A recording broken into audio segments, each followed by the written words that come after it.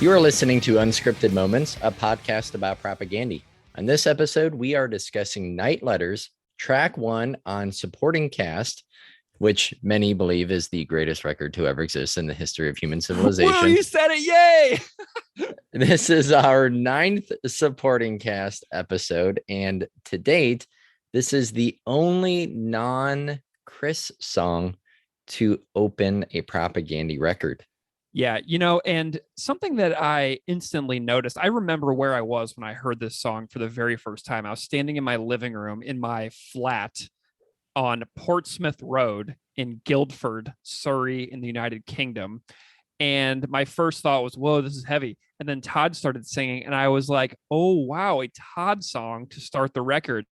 And it was one of the things that stood out to me instantly. And then it was, oh my God, this is possibly the best song I've ever heard. So in 2009, I was pretty convinced that this was maybe the best song I ever heard the moment I was hearing it. And obviously, like, your opinions on music hit you and change over time and stuff like that. But in the moment when I heard this song, I was like, this is maybe the best song I've ever heard. And I can remember exactly where I was standing when I heard it the first time. It made that much of an impression on me. And, Keith, I don't know how you feel about this, but the first 2 songs on this record, in my view, could have appeared in either order. It could have led with supporting cast. I've thought about that. Yeah, or it could have led with Night Letters, and either would have been, in my view, just as effective because they both start with a build-up intro that feels intro-y in nature. And to be perfectly honest, I'm pretty surprised they led this record with Night Letters, but I love the fact that they did because it's unpredictable to start the record with a Todd song. I feel like supporting cast would have been the obvious opener. And the fact that they went with the reverse order, it reminds me of when Chris says on his Patreon, where he says, if there's something that you can do that makes business sense, do the opposite. And like, I respect the hell out of this record, starting with Night Letters instead of supporting cast, because it's surprising and not what you'd expect. So those are a little bit of my reflections of the first time hearing this. And I'm wondering if you have any reflections on hearing this extremely powerful song for the first time. Well, yeah, I probably mentioned, Greg, that like you, I was living overseas and I downloaded this album. Sorry, band. At my Peace Corps site mate's school, since I didn't have internet in my apartment in Ukraine. So I don't remember like the exact moment, but I would have thrown it on like a thumb drive and popped it onto my laptop in my living room. And any geographic singular location of where I was standing, that doesn't really come to mind. But I can't hear this song and not think about like starting a jog or a run at the soccer stadium that was across the street from my apartment.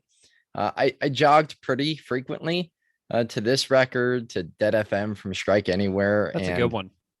Randomly, the Lost Tapes by Nas. Oh, that's a good one too. That was my go-to jogging albums. So that's how I dissected this. I didn't have the lyric sheet.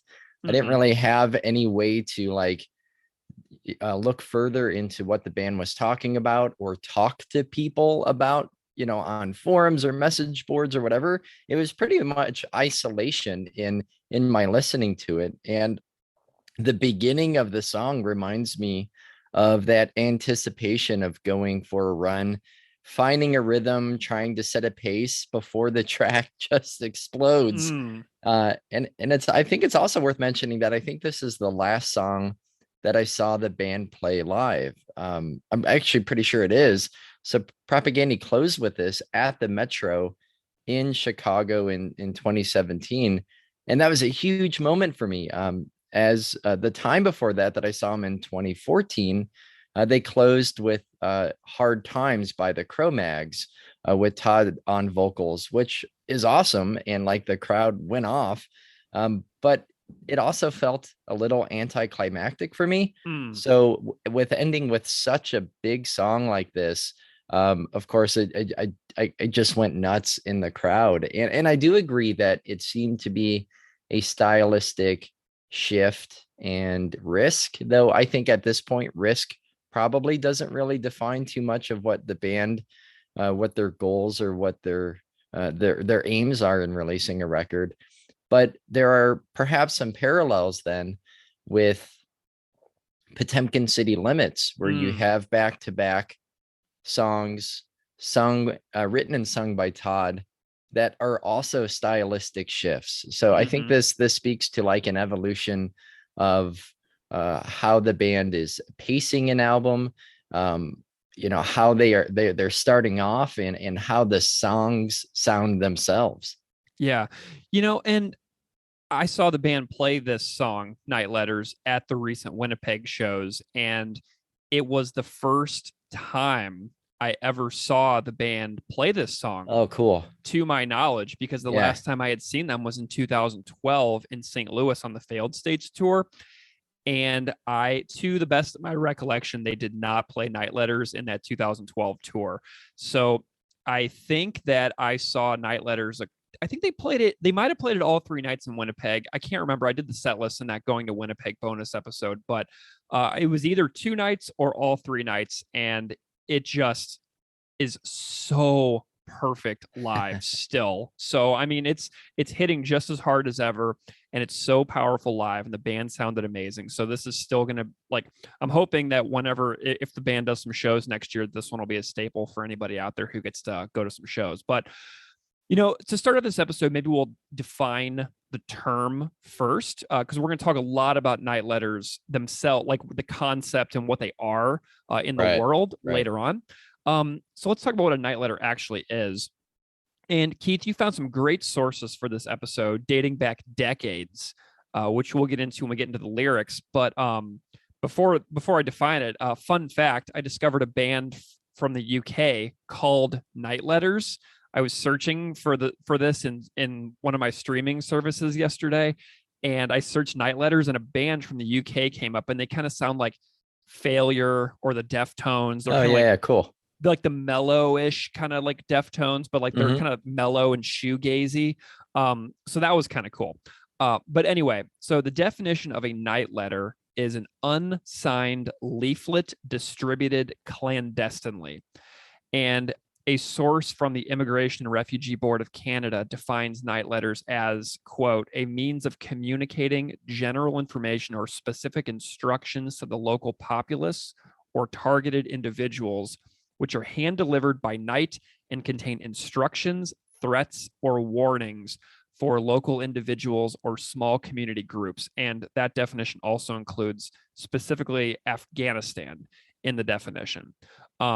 So it also says that these are threatening letters to communities or individuals that are usually hand-delivered or posted to a door or mosque by insurgent groups at night, and that are a common means of intimidation and control of local communities by insurgents. And that's from Human Rights Watch in 2010. So on this episode, we have a narrative that tells the story of a small group of people fleeing violence. This is something I've thought a lot about. The power of a single story within this song, talking about like individual person, and a small family. Versus the story of like millions of people. So whenever I think about stories that are really super powerful, individual narratives make things in the world that are troubling extremely relatable. If you talk about something like millions and millions of people, it's hard to wrap your brain around it because it's so big. But this song makes it so individualized, which is something I love about it. No, Greg, that's a great point. I mentioned recently doing a teacher seminar with some local educators. And a point I tried to make is oftentimes it's really easy to focus on like the zoomed out statistics in history or even in current events, whether in the past that's something about slavery, or today, if it's, in the context of this song, about immigrants or migrants or refugees. And that can help you build a picture, the statistics, the big pictures, but it also threatens it can allow you to lose forget that there are humans behind those numbers. Right. Exactly. And so in teaching, and I think in teaching hard history, there has to be a combination of that to where we see the scale and the scope of these large events in history, the Atlantic slave trade, for example. but at the same time, we zoom in so we don't lose the reality that, we're talking about human beings in the process. So I think that's that this story, right, while specific to Afghanistan, as you mentioned, is not only specific to Afghanistan, right? This represents Yeah, millions of people. absolutely. And whenever you have like a single story, um, those millions of stories that we were just talking about a second ago, you have to remember that every single one of those millions in the statistics have sons and daughters Right, and right. nieces and nephews and grandparents and houses and careers and all this stuff. Like there's such a complex weaving of life stories behind a massive statistic that it really becomes overwhelming for the Hmm. individual emotional state, which Todd Right. addresses in the lyrics, which we'll talk about later. Well, Greg, we have a pretty action-packed episode here filled with guests for Night Letters. So who is up first?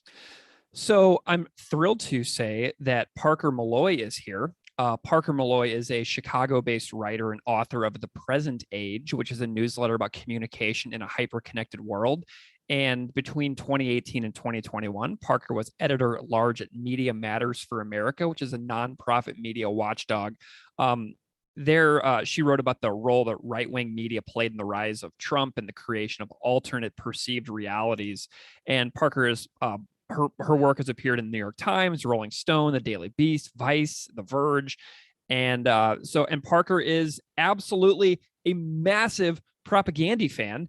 But Keith, you're the one who originally put Parker's work on my radar, and I'm wondering about your story of finding Parker and following what she does. Yeah, I've been following Parker Molloy on Twitter for a pretty long time. And probably even before I realized that she was a huge propaganda fan. And I just, her snarky creativity and calling out racism and sexism and homophobia and transphobia.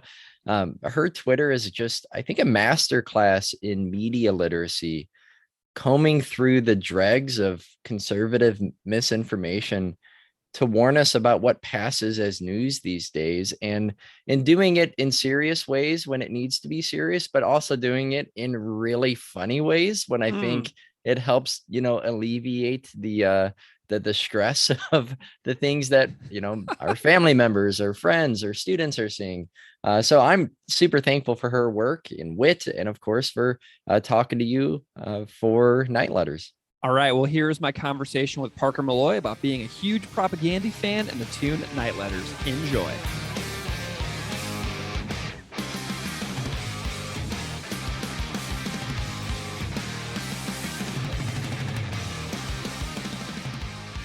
Parker, for those listeners out there who don't know you or your work, can you go ahead and just briefly give an introduction to yourself so they know a little bit about who you are?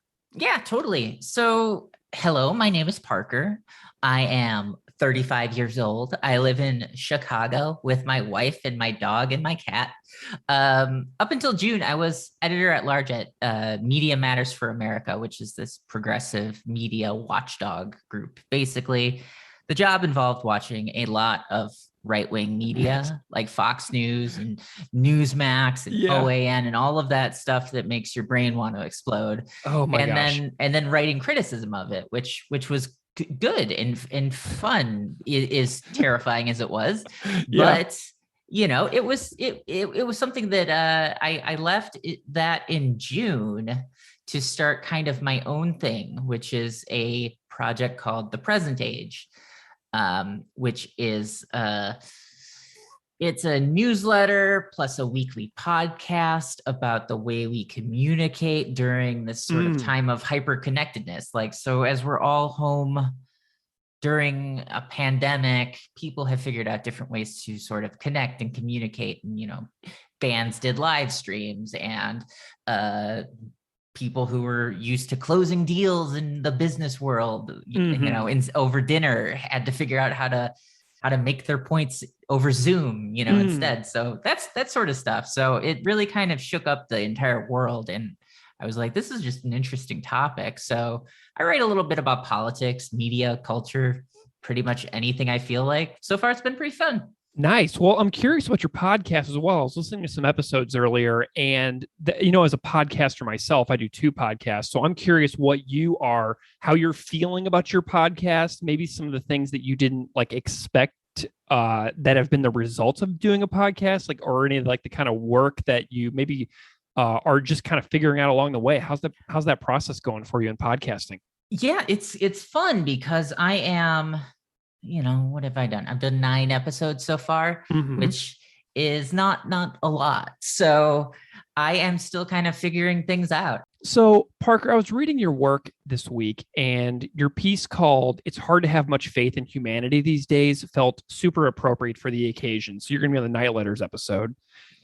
And, the piece centers around the deaths and the scenes from reopened football stadiums with 60,000 people, parties, and things like that in this country. And in spite of the country still losing somewhere around like 700 to 1,200 people a day in the pandemic, and I wake up each day feeling sort of dumber than the day before. And, I'll read something and I'll be like, wait, what's going on? And then I'll discover it happened like days ago. So I feel like very behind on the news.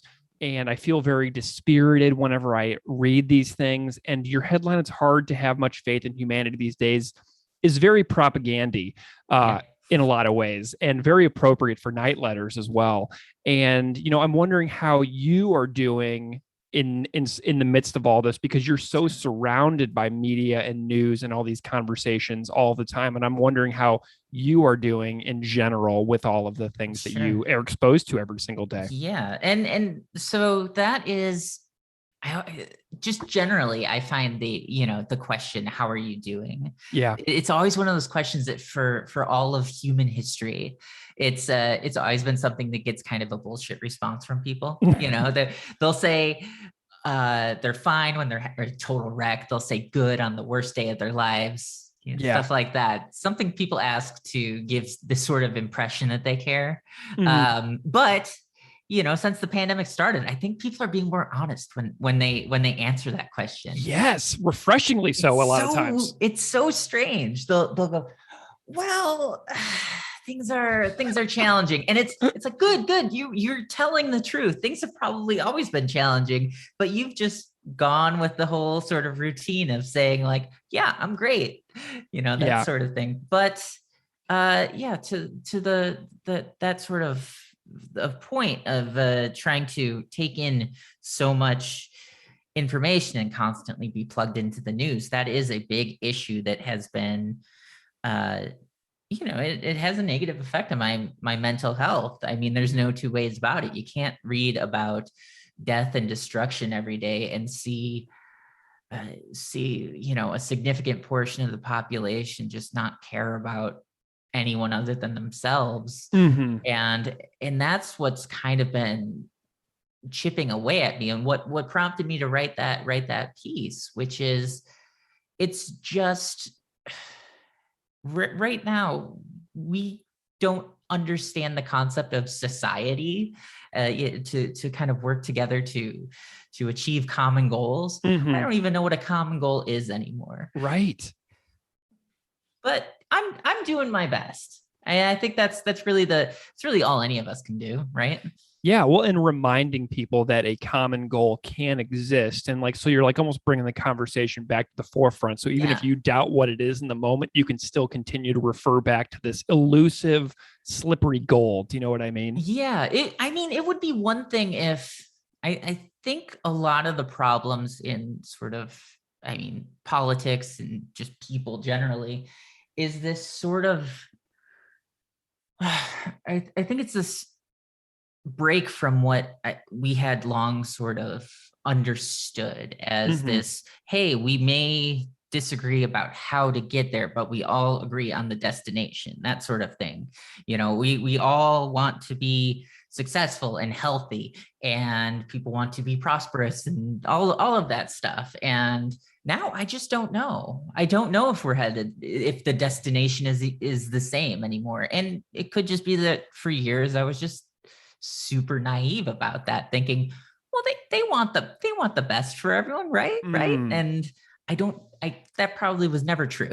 Right. But yeah. It's more obvious now. Yeah, and the reality is staring in our face, like, oh, that was always how it was. And now we just like, it's like so much more in our face, and we have to accept it in a lot of ways, which I think is something that, Chris Hanna, Todd, George, Sulynn, Beave, I think that folks like them have been thinking about this for a lot longer than I have been able to verbalize it. And which is one of the reasons I'm really glad I found this band. But Parker, I'm curious how you found Propaganda and became a fan of this band that we all love so much here on this podcast. Sure. Yeah. So the first time I heard Propaganda, I think, was probably during my freshman year of college, which I think was back in 2004. Mm-hmm. And I had some friends that were really into all of the Fat Records bands. And they were always pushing me to check out, groups like Rise Against, Screeching Weasel, NoFX, Descendants, etc. And the first couple Chicago bands there too. Yeah. I back in the day, I used to wait. After I graduated from college, I waited tables at this place called the Pick Me Up Cafe in Chicago, which was right near the Metro, which is one of our venues in town, and I used to semi-regularly wait on a few of the guys from Rise Against who would come in, but it was always one of those things where I was like, I shouldn't say I know who they are. So back in 2007 or whenever, that was my jam. But yeah, so I mean, the first Propaganda record I heard, I think, was Today's Empire is Tomorrow's Ashes. Mm-hmm. Which is just a great record overall. And I think kind of the perfect like intro record to them, especially if you're trying to follow the trajectory of their sound sense. Yeah. Because that was kind of if you look at it, it's kind of one of those records that really just hits you and pulls you in. Mm-hmm. I mean,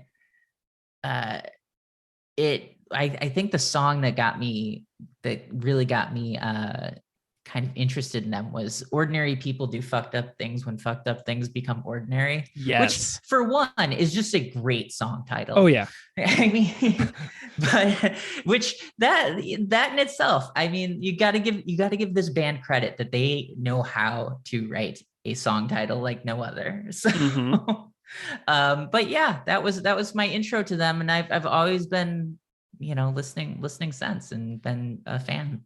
I know that you have seen Propaganda live. I think I saw a picture on one of your social medias where, like, I think you had like a laminate pass or something. Yeah. And so tell me some stories about seeing them live. Like, Sure. Tell me about this. And I'm curious as well if you know the band, or how you if you've ever met them and conversed with them at all. Cause I'm just curious about people's stories involving this band. Yeah. So back in 2017, cause I'd been following the band on Twitter, and I was, I'd always tweet nice things about them and share links to their songs, stuff like that. So back in 2017, Chris reached out to me and asking if he could send me a copy of Victory Lap. Nice. And so he sent me a copy of that on vinyl. I thanked him, saying I tried to catch them when they came through Chicago. He said, "Hey, I'll put you on the guest list when we do that. Just let me know." And then I forgot to check when they were touring, and he forgot to forgot to reach back out to me. And so the night of the concert, it was like it was in March of 2018. I get a message that was like, "Shit, I forgot to reach back out to you, but you're on the list if you want to go. If not, it's fine." And I was like, I better put down this frozen pizza and get over to the venue. So, yeah, nice. So I went and saw them, and it was just a great show. And unfortunately, had to get out of there before I could, thank them in person. But it was so much fun. It was great. Nice. So have you just seen them the one time so far? Just the one time so far, which it was a good show. It was a great show. It was very, obviously, given that they were touring on Victory Lap, it was a very Victory Lap heavy sort of set list. Yeah. And I mean, just I pulled it back up, and one of the, as it turns out, the final song of the night, which I forgot this was the case, was Night Letters. So there you go. Wow. It all connects. That It was does. their final encore of the evening.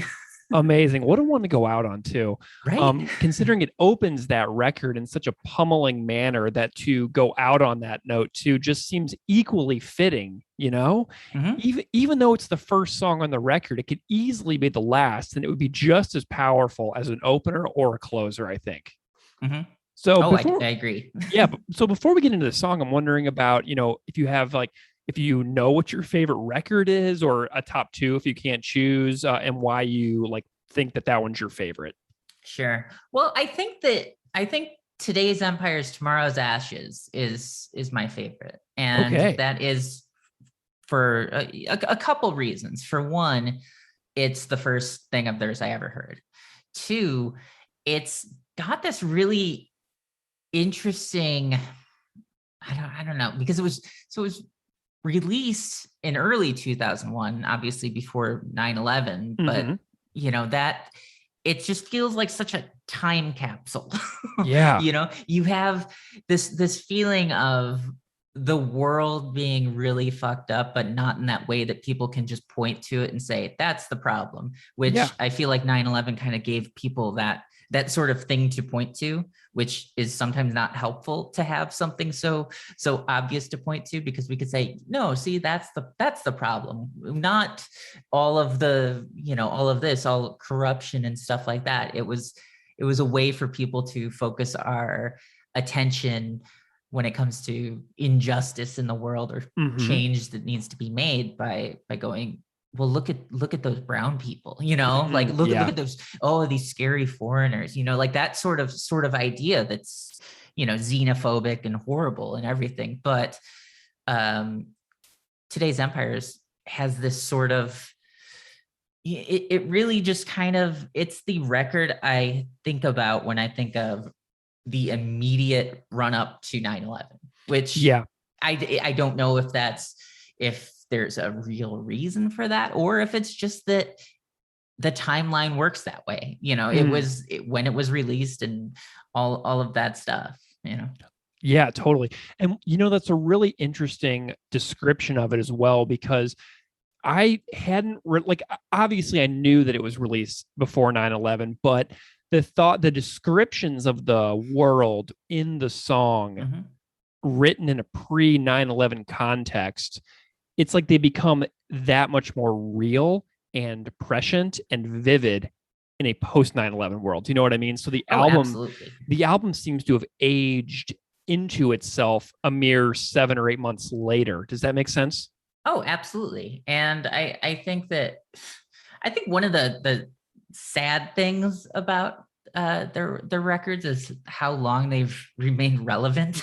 Mm-hmm. That's not a dig at them in any way, but it's No. just the fact that these same problems that they've been singing about for 20 years, 25, 30 years now, are still around. I know. We still have to worry about the same exact things. So little has changed. Yeah, well, and I was talking to Damian Abraham from the Canadian band Fucked Up, about the song Mhm. State Lottery from Let's Talk More Rock. And it's about the election cycles and everything, about the mile wide grins and the parties and the balloons after you win an election, and then you're inheriting this absolute catastrophe of a society. And Damien and I were like, dude, we're having there's a Canadian election right now. We just had the American election last year, and this song is from 1996, and it doesn't get any less relevant, which is so wild to consider. You would hope that it would get less relevant over time, but it just doesn't. Oh yeah. Well, I mean, if you look back at, I mean, like one of my favorite songs from How to Clean Everything is "Stick the fucking flag up your up your Yeah. goddamn ass." Like that is that song. It's kind of amazing. It's like 1993. This the same sort of ridiculous, goofy, over the top, hyper patriotism kind of stuff that that Mm-hmm. still affects all of us today. Um, I've just always kind of looked back at that and been like, damn, this Yeah. sucks that we're still in this place with this really dark place where there are so many very real threats to any sort of progress that's being made in the world.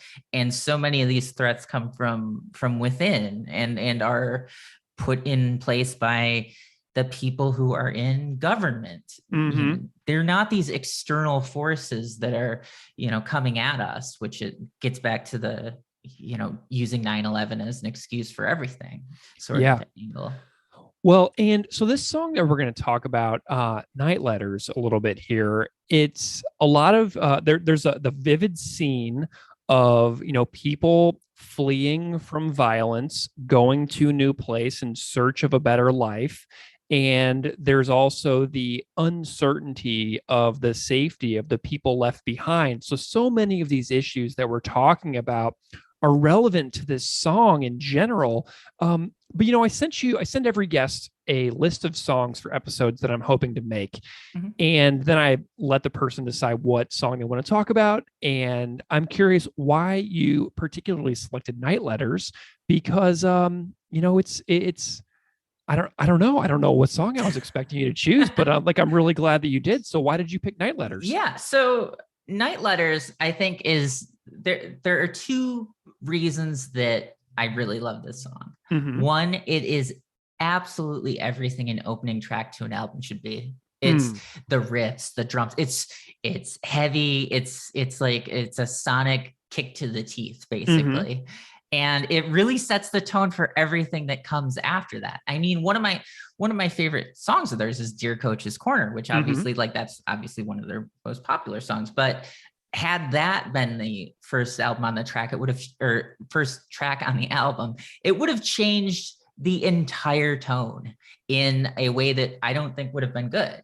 I think that having Night Letters as the opener there is just perfect. But as you were saying, it would have been great at the very end of a record too. So it's kind of interchangeable in that way, but it sets the tone for a record that really kind of has that riff heavy, more, ever further embracing metal kind of stuff that they've done over their careers. So that's one reason that it's just perfect for being in opening track. But two, I like that it looks at stories of refugees as sort of from a way that doesn't put an expectation of gratitude on the people who are the refugees coming into the country, whether it's the US or Canada or really anywhere in the quote unquote West. And that's what the lyrics kind of get at, the challenges of being someone who's had your home blown apart and your life upended because of the West picking fights, ruining lives and ending lives and acting like they should be thanked for it. How many Afghan lives were ruined by 20 years of war in the region, or how many Iraqis died because we decided to invade the country on a lie. So taking in refugees is quite literally the bare minimum we can do to help people left behind in this wake of destruction. So that is one reason that I really like it, is that it takes this very, very empathetic, sympathetic angle here to someone who is suddenly in a faraway country that they're not used to, that they're just not they're not acclimated to. You have that line about being adept at cold. Your mind constantly returns to a place that's not so fucking cold but on fire with war. And you have these extremes in there, and it paints just such a beautiful picture of just being human and existing in this state of needs and wants and desires for safety and a life of your own. Well, and another thing that that's springing to mind here is the narrator voice. Okay, so we have Todd here, and Todd's pretty well known for doing work with resettling refugees in Winnipeg. I know that he's volunteered in that area for a long time in his life at various points. So at the very end here, he's saying, tell them it's 3 years that they'll have to wait as their whole world implodes. So not only do you have the life story of the person fleeing violence, but you also have the life story of the person who has to break all this terrible news to these people who have suffered so many things already. And then, so even the people with good intentions in this storyline don't have the answer. Does that make sense? The answer is like, I don't know. You got to wait. Does that make, you know what I mean? Yeah. Oh, absolutely. I mean, there's also something to the fact that they open this record with a song where Todd sings. I mean, it's kind of, you kind of expect from a lot of bands to have this, okay, the person who will sing like a couple songs on a record will sort of have theirs buried somewhere in the middle. But it's another thing to be like, yeah, let's just start it with a Todd song. Yeah, exactly. I think it's the only record too that has a Todd song at the beginning. So that's kind of unique as well. That is cool. I like that. And I think that also goes to set the tone. It's sort of like at the beginning of I'm trying to think about this. At the beginning of like a movie or a play where you might have a narrator kind of telling you what's to come and telling you what to expect. I think that's kind of the role he plays, that this song plays in that it's, okay, you have this voice that you're not going to hear for most of the record, but it's important that you hear it here. Yeah, and it's like a guarantee that you hear it when you start the record with a particular song. It's like, you are never not going to hear this track. Like, you might miss track 11, you might miss track 9, but this is one that you're never going to miss, Yeah, it's so important to get a good first track in there, because it is the one that people just can't avoid altogether unless they're just straight up not listening to a record at all. Yeah. But there are a lot of records that I've listened to where I can't remember the last 2 or 3 songs on there because they're the ones I listened to the least. This was great because it put it front and center, and it also makes that the issue being discussed in the song an issue that is important and should be front of mind for listeners, which I think is just great. I'm thinking about your work as well here. So you report on stories. Story is something that obviously matters to you as a person in this world. And this song is a story.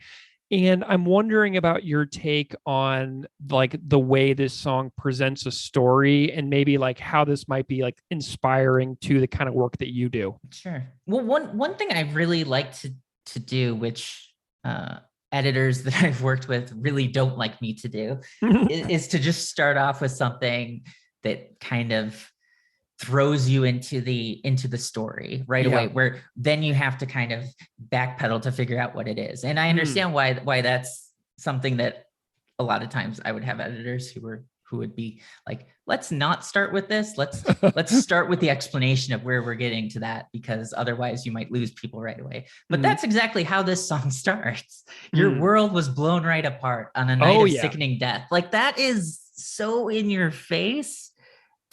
It's just great. It's great storytelling.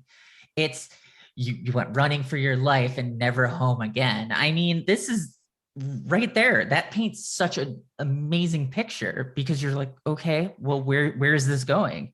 How was the world blown apart? What do you mean sickening death? That sort of thing where it causes you to ask all sorts of, questions momentarily until you get to those next few lines. Like, it takes, I mean, if you read through the lyrics of the song, it's not until you're maybe halfway through that you start to actually pick up on specifically what this song's about, because it could be a lot of different things. It could be any sort of chaos and calamity, and maybe that's part of the point. Maybe it's, yes, this is such a general terror that we're dealing with, that we're talking about here, that it could be anything, but it's actually about this. And I really love doing stuff like that in a lot of my writing, which has been fun in the sense that in my own work, I've been able to do whatever I want without worrying about an editor saying, don't do that. And I've got a few pieces that I've been working on where it kind of takes that sort of approach. A few more political kind of pieces that I'm really trying to make sure that I get a lot of work on, because a lot of what I do, a lot of what I write is just kind of blog posts, just kind of, here's something I've been thinking about and wrestling with and trying to make sense of. But then I really like having the deeper stories there as well. So I'm really excited about a few of the things that I've got kind of in the works, hoping to have by the end of the year. So I love that approach of having the shocking opening and then having to backpedal, because what it does for me as a reader is it sucks me in. So I'm far more inclined to be attracted to your style and the style of this song than the more piece by piece, because I need something that grips me right away. And you're totally right, because you really don't figure out what this song is about until it says you're starting from over from scratch, sending your money home. So that's when it kind of starts to come into a little bit starker of a clear picture. Does that, you know what I mean? Oh yeah, absolutely. I mean, if I'm writing a story and I start it with, there was shattered glass everywhere. Yeah. Right there. You have that that image and you're like, okay, what's happening? That sort of question that you then have to backfill, you know? Yeah. So this band, so you do a lot of critique on media and things like that. So you're talking about the stories that we tell to make sense of our society around us. And I kind of feel like the band has a similar mission within their work. And, as somebody who does the work that you do in the written and spoken realm, and the band does their work in the musical realm, I'm wondering kind of what this band means to you overall as a person who cares about the world and hopes for a better, future for human beings. And so what does this band sort of mean to you? Do you have a mission for what they kind of stand for to you? Sure. I mean, I think that they're really they're just a band that they're very outspoken and don't seem to care if that hurts them in certain ways. And that is a really rare sort of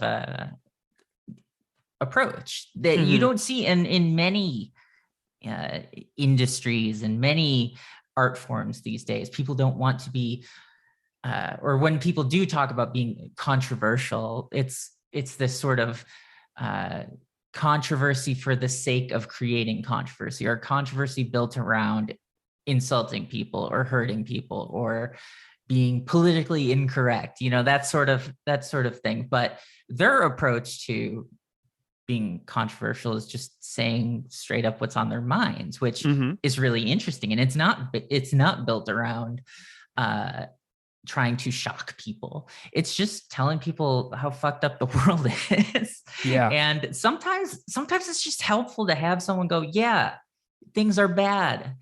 Things are really bad. And these are the specific problems that we kind of have to work through. And I think that that's kind of what they represent to me. It's just this sort of unvarnished honesty. Awesome.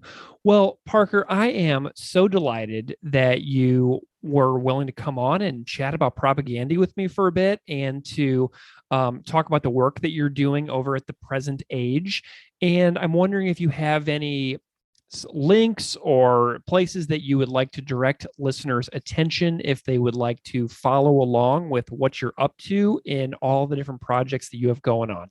Absolutely. So first off, I'm on Twitter way too much, but anyone listening can follow me there. It's Parker Molloy, Molloy. And my website, The Present Age, is readthepresentage.com, because thepresentage.com was already taken. All right. Well, readthepresentage.com and at Parker Molloy on Twitter. Parker, thank you so much for coming on the podcast. This has been a real pleasure, and I'm just super grateful to you for hanging out with me today. Oh, thanks so much for having me. I really appreciate it.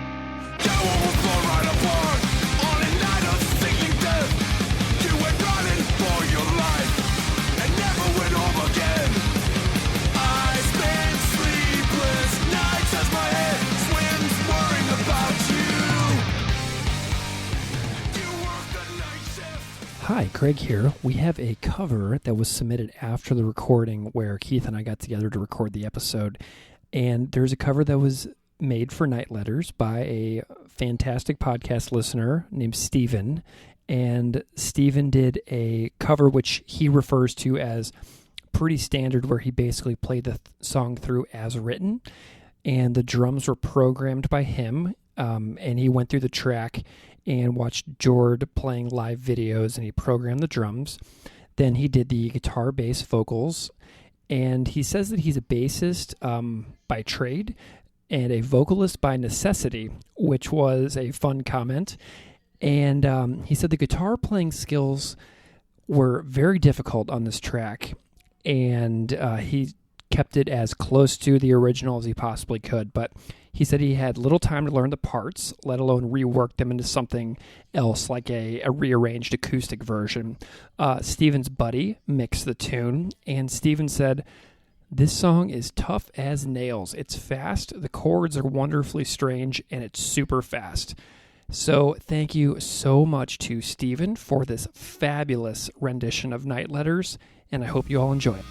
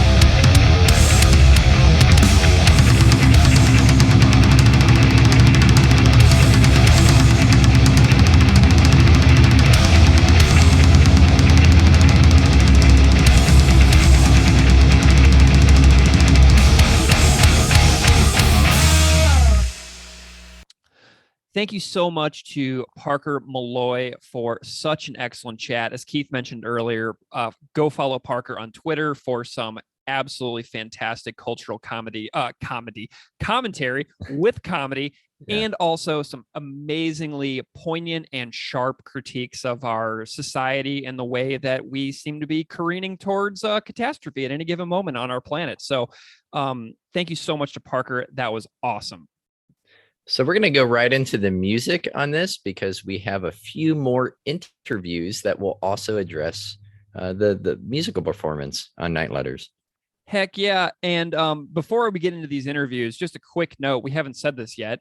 There is a demo version of Night Letters without vocals that exists on Propagandy's Bandcamp page. And if you haven't heard the supporting cast demos over there, you can hear the basement version of this tune without singing at propagandy.bandcamp.com. So that's the clip that you'll hear going into our first interview about guitar. And we have 2 interviews about guitar on this particular song. And I am truly delighted that our 2 guests on this episode to talk about guitar are David Guillas and Sulynn Hago. So David, obviously, both have been the second guitarist in Propagandy since, 2006 or 7. Propagandy's had 2 guitar players. So David, the Beave, is back for a very particular reason on this episode. I have really vivid memories of talking to Todd in Saskatoon, Saskatchewan at a show, and I think it was 2010. And we were standing in Louie's pub having a conversation. And I was standing with Kent and Todd Kowalski that we reflected on in our Dark Matters episode. But Todd was telling me that day that he and Beave sat there for ages rehearsing the riffs to Night Letters. Like they just sat in Todd's house over and over and over and just played those riffs together over and over. And it was a really hard tune. So I emailed Beave and I asked him if he had any thoughts and reflections on Night Letters for the episode. And the thoughts that he emailed back to me were too good to not have him explain it himself on the show. So I said, Beave, what are you doing in 10 minutes? And he's like, well, I'm sitting in my basement. And I was like, well, would you be interested in doing an impromptu, unplanned interview about Night Letters? And he was gracious enough to say yes. So I jumped on the phone with Beave for, I think it was like 15 or 20 minutes. And we talked about what it was like to make Night Letters and how this was a transformative song for him. So what you're about to hear is a totally unprepared and completely off the cuff improvised chat with Beave. Usually I do some preparations for conversations like this, and this one is just me and Beave having a chat about this tune. So without further delay, enjoy my conversation on Night Letters guitar with David Guillas.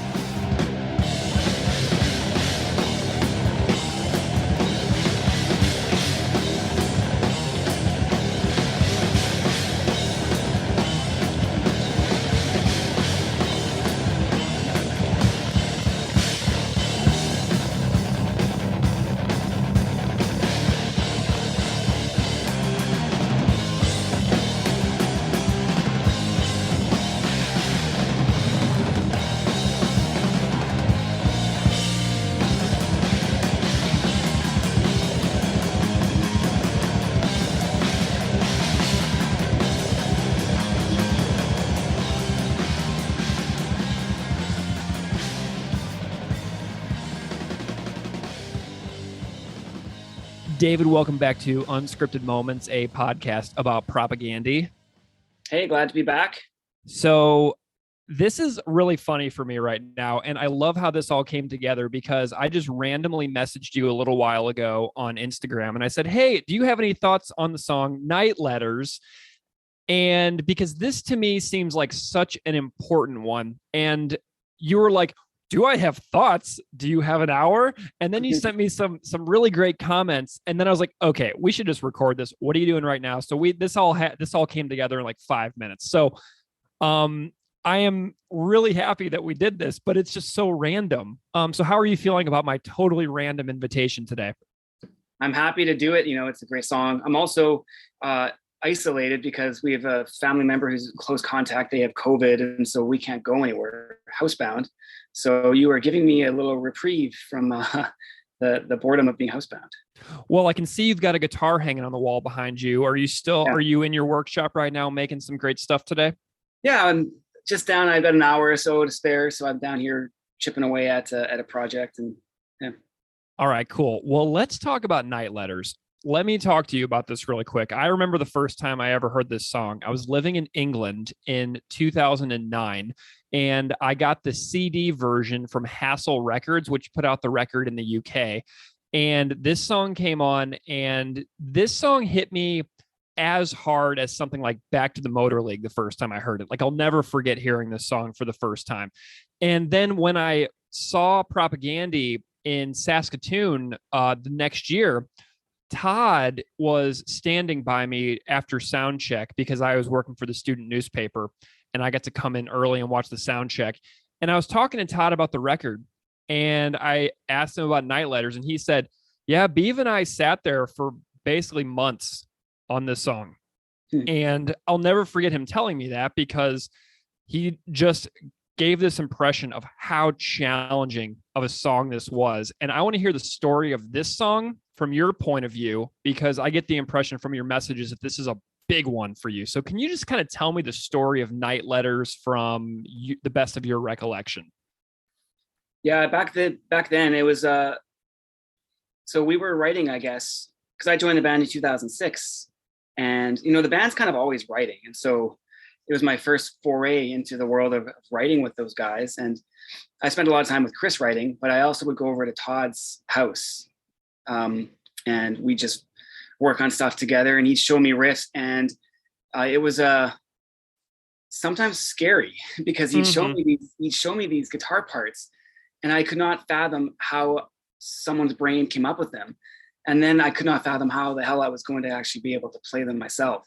It was really like, at first my insecurity had the better of me, and I was just like, what am I doing in this band? I cannot play this. They will figure me out sooner than later because I cannot play this. But anyways, as time goes on, we were talking about, there's a riff that happens at about the 2-minute mark. Mm-hmm. And then it repeats later in a bit of a more simplified form. But at the riff at the 2-minute mark, that was it. That I referred to that as the riff, because in my mind, I almost thought like, okay, if I can play this riff, if I can execute it the way that honors Todd's vision, then I've made it. I can handle anything else that this band throws at me. So I really took that challenge seriously, and it took a long time. I changed the way I held the pick. I changed that because the way I used to hold it was just not going to cut it. It was flawed, and no one had ever told me it was flawed. And then I quickly realized it was flawed. So I had to kind of flip the way I held the pick, which in itself was like learning how to walk again, and then trying to figure out how to play this riff. And it took me, when I say months of concentrated, focused practice, I'm not kidding. It was a big achievement when I finally got it. Which one is the riff to use? Is it the one where George's hitting those China cymbals in the background? Down. That's the one? That's the one, yeah. Oh my goodness. Okay. So I'm curious, you also mentioned something about the opening to the song. Tell me what you feel when you hear that riff that kicks in right at the beginning. Yeah, that opening riff, it's the way I described it to you, it's like the ultimate visual riff, which I'm just so drawn to visual music that doesn't need words or lyrics or singing or anything. It's just the rhythm and the melody and the chords, that's enough. It communicates an idea. And for me, that opening riff of Night Letters, it just like, I cannot hear that and not picture myself trudging through knee-high snow on a cold, miserable Winnipeg afternoon. And Todd might have actually said that was his goal. I don't remember if he did or not, but doesn't matter. I mean, if that was his goal, then he achieved it in my books. Like that's a success, you know, and it relates and it supports the lyrics so much, just having that vision of someone trudging through the snow, especially, you know, as you pay attention to the lyrics, you're picturing like a newcomer, somebody who's never experienced this kind of climate before. Yeah. And all the other challenges that come with, you know, being a refugee. And anyway, it just fits together like this perfect puzzle for me. Amazing. You know, you are well known for your instrumental work at this point. We've talked about Agassi and Giant Sons a lot on this podcast, and I'm actually interviewing David from Giant Sons, the other David, later today for a different song. So David's going to be on the podcast soon too. That's hilarious. And yeah, I know it's I had to have all three of you. It's just, it wasn't an option for me. But you appreciate totally instrumental music in a way that, you know, I don't get to chat about very often. And there is an instrumental version of this song on Propagandy's Bandcamp page because the demo never had vocals laid down before you all went down to Colorado. And I'm wondering what you remember about that demo process at Chris's house to create this song, which didn't have demos laid down and people can download as an instrumental. I did not know that. My memory is a bit foggy about all that. My memory of working on that song, like I said, was just being with Todd, me and him in his living room, just kind of learning riffs, and also just my own fear and sense of like, you know, I'm not worthy of being with these other guys because I cannot play this music. But then, of course, as time went on, I could play it, which was for me it's a big personal achievement. So I've talked about the tracking of this record with Jason Livermore on a different episode. And what do you remember? Like, do you have any specific memories about tracking this song in the studio down in Colorado? Specifically this song, I think I just remember just the fear and like, okay, am I gonna, you know, I can play this in my living room. I can play this in the comfort of Chris's basement where we used to jam. Can I pull this off in the studio with Jason Livermore sitting right there, scrutinizing every single note I'm playing? You know, like, am I pulling it sharp?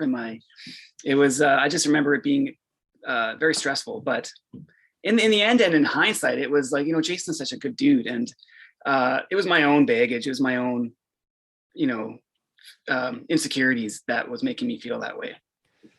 I'm wondering about the chords on this song as well. I was watching a playthrough video. There's a guy on YouTube who plays every Propagandy song, and he's a fantastic guitar player. His name's Clem, and he plays in a band called Last Note. And I watch all of Clem's playthrough videos because he follows the Sheet Happens books to the T. And so if I see something in the book written down, I can go watch Clem execute it perfectly every time, and it's awesome. And there's a lot happening in this song, and like there's chords where it goes through and then it'll be like din din, and on the blast beat part din din din din din din din, and it's got this little like these like raises in the notes and everything, and it's just all over the place. And I mean, this is a very dexterity oriented song, and I'm wondering if you can talk about anything that you learned new playing guitar, because this thing is all over the place, and I'm sure you had to have played some parts like on guitar for the first time in your life, like new chords, new things that you had never done before.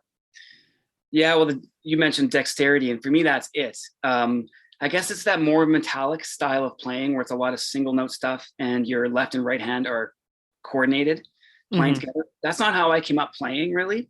I was much more, and I am much more into chords and kind of finding melodies within the chords, less so into like the really refined, fast picking. And so for me, that was the learning curve, is like these really small movements in your right hand that have to be precise and accurate, lining up precisely with what's happening on your left hand. That was the big challenge. And it's almost like it was like a exercise regime. You know, it wasn't a musical exercise in learning how to play this. It was a physical, I need this hand to match this hand, and they need to do it at the same time. And, you know, it was very physical. Something else that really jumps out at me here is the fact that everybody who's a fan of this band thinks about Todd as the bassist of the band. And he played guitar in I Spy, so he's obviously got a lot of guitar playing experience, but like that's not what the listeners of the band see when they think about this band. So what do you think about Todd as a guitar player coming up with riffs like this? Because it's almost like he does it like undercover. You know what I mean? Yeah. Oh, he is a huge influence on me as a guitar player. I love guitar players where you listen to them and you're just like, what? Like, where did that come from? Yeah. You know, listen to Chris, and Chris is also just a massive influence on me. But I can understand his melodic sensibilities. I don't mean to say that they're predictable, but I just feel like we're on the same wavelength or whatever you want to call it. I kind of tend to get where Chris is coming from with his ideas. Yeah. His ideas are just like, whoa, but it's just so amazing. And then to sit down with him and to see how he's playing these things. And I remember back then when I was learning Night Letters, he was really into these like bluegrass guitar instructional books, and he's learning how to play bluegrass. And it involves a lot of like, there was like some sweep picking, I believe it or not, even though that's considered more of a metal thing, and just really precise little movements. And, you know, he's just so committed at whatever he does. And he's such a good guitar player. It's a shame he's not a guitar player in a band these days, like he was back with I Spy. Amazing. But I always kind of took it as my mission. One of my missions in the band was, okay, whatever idea he's got, I just want to be a conduit to honor this idea, because it's going to be me or Chris playing it live or on the record. But the idea came from Todd. And so I really wanted to like honor that. And that was a challenge because, like I said, I didn't always intuit where the idea was coming from or what it was trying to achieve. It took effort and work. I don't know if I've never asked this of any of you before, but like, I know that sometimes in the studio, like I'll know that people in the bands who play different instruments will sometimes sit down and perform a tiny little guitar part here or there, or something that they don't play. Like, I remember seeing a video from the band Strung Out where Chris, the bass player in Strung Out, was playing a guitar riff that was going to be on a record called Blackhawks Over Los Angeles. I was like following their tour recording visual diaries and stuff. And I was like, oh, that's really interesting. Chris is playing guitar in the studio on this riff. And I'm wondering if you guys have ever done anything like that, where one of you will like switch something up and like come in and just like play like a little lick on a recording just to get the part done or anything like that. You mean like a kind of a spur of the moment kind of like in the studio? Yeah, like would Todd ever be like, oh, okay, I'll do that, and like he'll just like play a little guitar part that like goes on the record? Is there anything like that to your knowledge? I'm sure there is, but for the most part, the band was just a very well rehearsed machine. So by the time we would go record, there were no surprises. Like everything was flushed out. I'm sure there was the odd little detail, especially vocally and like harmonies and stuff. But by and large, for the most part, everything was really meticulously worked out. Amazing. Well, I love the fact that you're willing to do this with me to talk about Night Letters for a few minutes. Getting the stories of the people who lived the creation of these songs is something that's an endless thrill for me. But something else has happened related to you and Chris since you and I last spoke, and that you delivered your guitar that you built for him to Chris, which he demonstrated on Patreon. And I'm wondering if you can like give a little reflection on that guitar building that you that we talked about last time, but has since been completed and delivered to Chris. It was really an honor to build for Chris, as someone I see as a really good friend, but also as someone who's been a mentor to me and someone who's been an inspiration and all those things. It was just like, you know, similarly, when I first joined the band, I couldn't help feel like, what the hell am I doing here? Why do they even want me? Same kind of feelings when I was building this guitar. You know, I don't have a lot of credentials as a builder. And the whole time I'm building it, I'm just thinking, why does he want me to build my guitar? So, you know, I felt a lot of pressure, but I also just felt a lot of like joy, for lack of a better word, building it, because I love building, and to be able to build for someone that, you know, I admire so much. It was, like I said, it was a huge honor, and he seems to like it. He's the kind of guy, he'll tell me if there's a few things we needed to tweak, and but he seems to like it, and so I'm pretty proud of that. And yeah. What do you like about that build? I know you have very specific thoughts on each one of your builds, which you talked about in your guitar building bonus episode we did. What do you like about that guitar particularly? I like the body shape. It's nothing, you know, we didn't break any new ground with the body shape. It's sort of in the same vein as a lot of like shredder style guitars. But I liked it because we sort of designed that shape together. You know, I would draw things and he'd suggest things as we went. And, you know, so I like that. It's a shape that I wouldn't have come to on my own. And I also just kind of like that it looks just very much like wood. You know, it's not trying to look like a car, or it's not trying to look futuristic. It's just like, there's some wood. It was carved. It was assembled with care, and it's now able to make music. And that's kind of what I dig about it. Amazing. Well, David, we're talking on New Year's Eve right now, and I'm super grateful to you for spending a few minutes with me to chat about Night Letters and the guitar building updates. Tell everybody where they can find your guitar work once again, if they haven't done so at this point. I'm on Instagram. I post every once in a while. Just search Stranger Guitars on Instagram. Awesome. Well, David, Happy New Year, my friend. It's been a pleasure having you collaborate with the podcast for the last couple of years. And I'm sure that we'll randomly stumble across each other again soon whenever I have another episode that really jumps out at me about wanting to chat with you. So have a great New Year's, and keep up the great work, and I'll chat with you soon, okay? Sounds good. Thanks, Greg.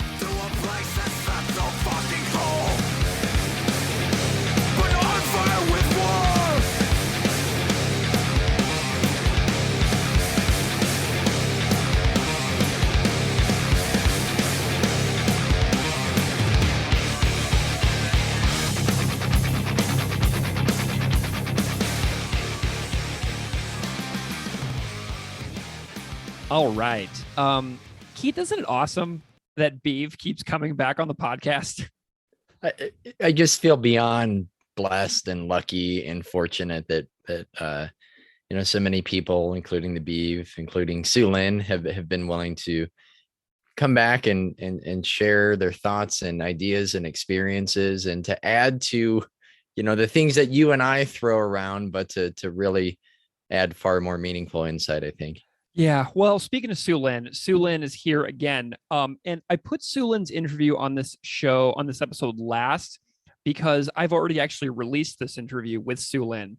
I put this at the end of the Complete Band Interviews collection. And the reason why I released it on that bonus episode, compiling all the band interviews, is because we've been sitting on this Sulynn Night Letters interview since the summer of 2020. Because we just haven't got around to this song yet. So this interview is more than a year and a half old at this point. So it's kind of dated, but we recorded it with Sulynn for the Night Letters episode. So I wanted to make sure that this was in there. But it is absolutely amazing to me that we released the Complete Band Interviews, which is going to wind up being a volume 1, it seems, because we've got this new Beave interview, we've got this Sulynn interview, plus another unreleased Sulynn interview, plus the unreleased forthcoming interviews that we just did with Todd. So there is apparently going to be an Unscripted Moments podcast about Propaganda Complete Band Interviews Volume 2 as well, sometime in the future. So my plan is to get you in conversation with George sometime, and we'll have a Keith and George episode, which I am looking forward to. But without further delay, please enjoy our conversation with Sulynn Hago discussing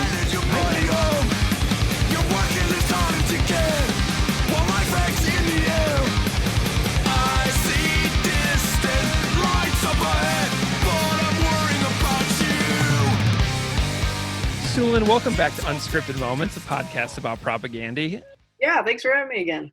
This is wonderful. I'm so stoked to have you back on the show. I love return guests on any kinds of talk shows that I've ever been involved with. So to have you on the show to talk about another tune with us on this episode, anybody who's just hearing this for the first time, go back and listen to our episode that we did with Sulynn about Tertium Non Datur, also on Supporting Cast.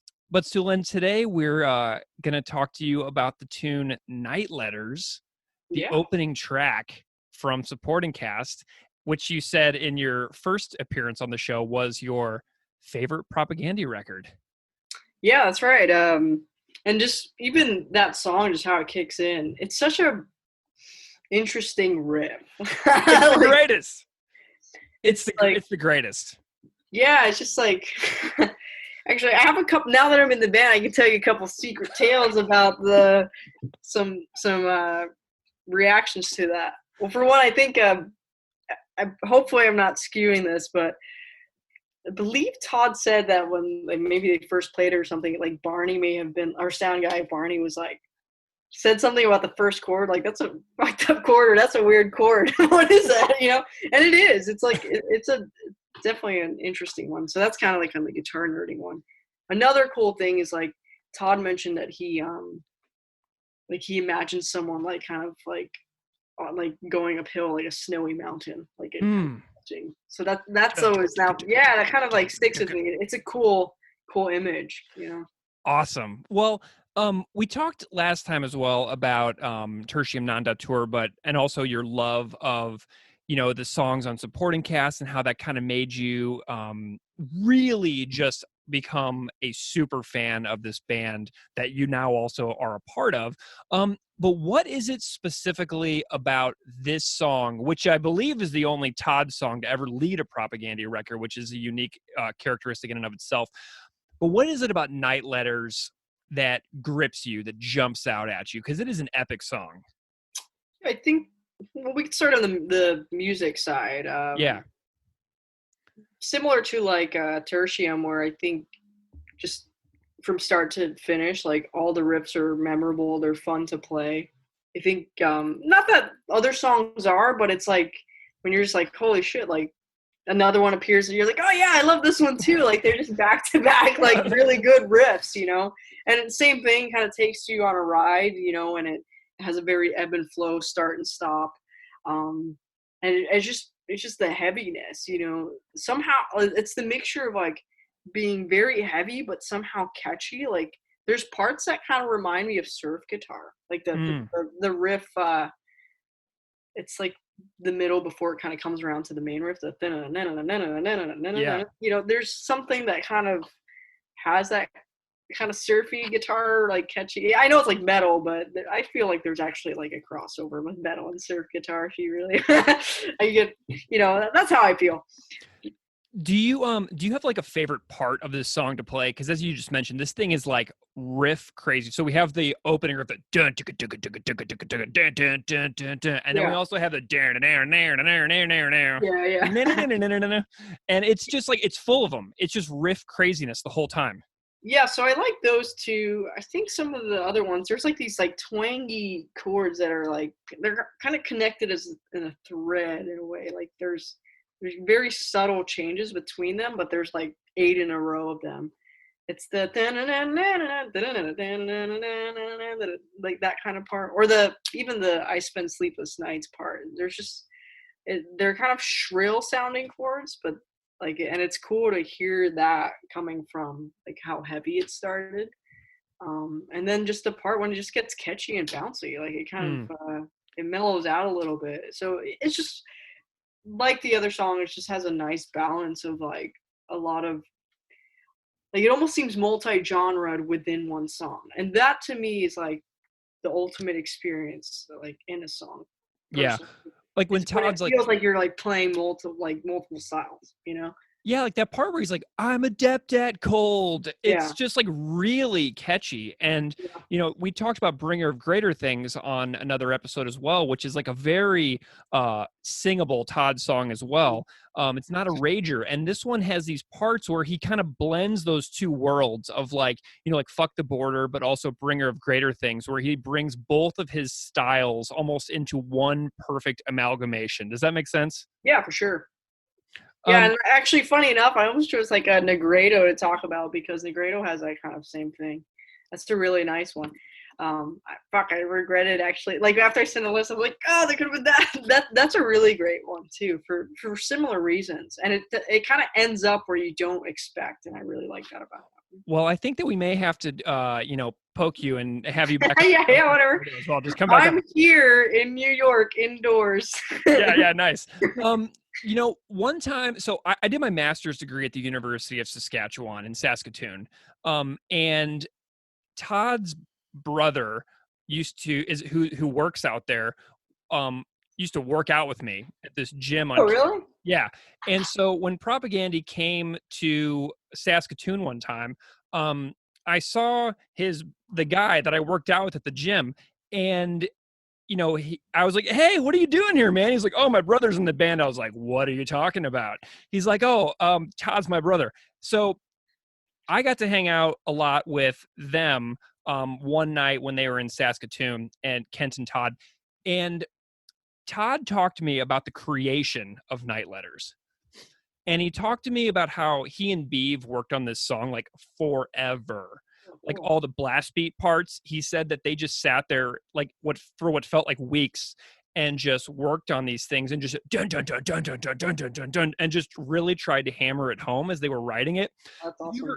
Have you ever talked to Todd or the guys in the band about the composition process for this song and like how they kind of structured and put this thing together? Because it is like this epic puzzle.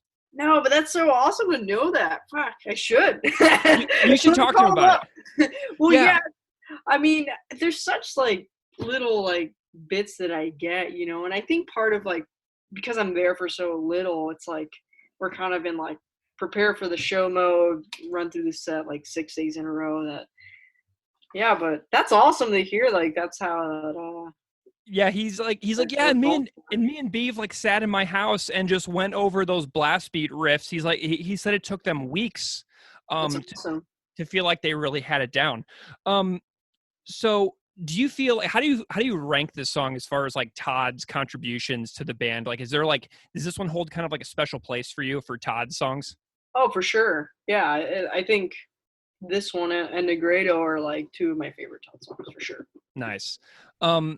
How do you feel about the lyrical content of this song? Is there anything that you specifically love about like the topic or the content of the lines themselves? Yeah, I think, this was a sad one, and like it's and what's cool about Todd's like songs is like he has a way of like writing sad songs, but like they don't sound as depressing as they could. Like there's some kind of almost like hope, like shimmer of hope in them too, or even if there isn't, like just almost like an acceptance that it's all right to be sad sometimes, Yeah. I think it brings to light like something that maybe that's out of the radar, or maybe our privilege, like living, like we kind of forget these people who maybe have experienced like that much like violence in their daily lives and have to escape it, like so that like that really makes you think. Oh, there's my cat. Yeah, my cat's right here on the floor next to me. Maybe they'll talk to each other about propaganda songs. But yeah, so I should pull up just because I know there's lines that I like. I'll have to look it up here. It's like, to me, this song is like, I'm envisioning like a life in my head. Like a refugee arrives in Winnipeg. It's -40 outside. Yeah. Todd befriends this person. He hears their story, and this person tells a story of fleeing, and then they also are trying to contact the people they left behind. Yeah. And they're worried that their family is going to be murdered in where they used to live, but like Canada has also denied their visa for 3 years. They can't come for 3 years. And so I'm like constructing this narrative, like this like literature in my head in relation to just this short song, because there's like many generations of lives in this tiny song for this one family fleeing, having their city destroyed, and some being left behind and stuck there, and some being able to get out.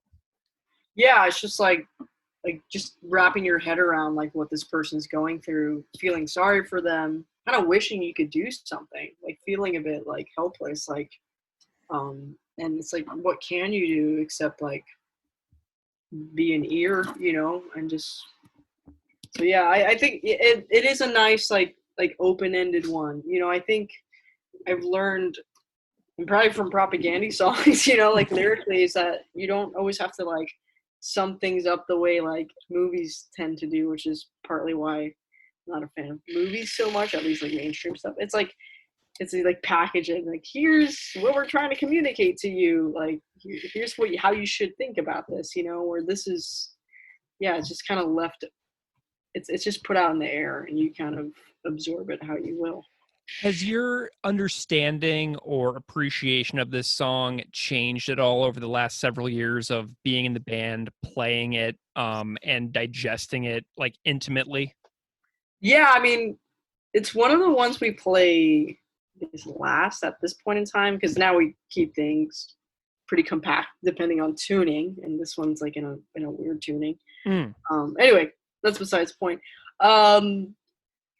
It's one of the hardest ones to play live, and because it takes the most out of you, like it's like, and I think partly because it's just in a different way than Tertium. I don't know how to explain it. Maybe it's just like a little bit more forearm, arm ready, like just a little bit more riffing than that way, like consistently. Kind of like imagine blast beats, but like on guitar. Yeah, yeah. Like the kind of equivalent. So there's that end where it's like, holy shit, like this is fucking exhausting. By the time it's like done, it's just like, holy shit. How do you this think? Is actually one of the songs too. I already forgot. This is one of the ones I auditioned. Oh, nice. Yeah, so it was like this. I think failed states too and status update. And the also there's the video of you playing speculative fiction online as well. Yeah, that was like ones I already got to Winnipeg, but this is like the initial like. Oh, sweet. Like first contact with them, like, hey everyone, like send us like here's 5 songs. You know, send Of course it would be this song, right? Yeah, and I just remember this is actually one of the first ones I recorded a video of.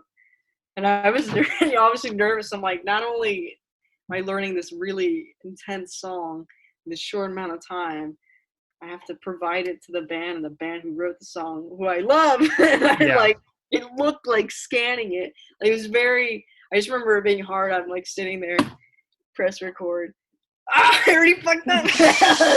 You know, it took me a few rounds, you know, just be like, oh, like, you know, focus. But yeah, so like there's a lot, like just what a insane composition.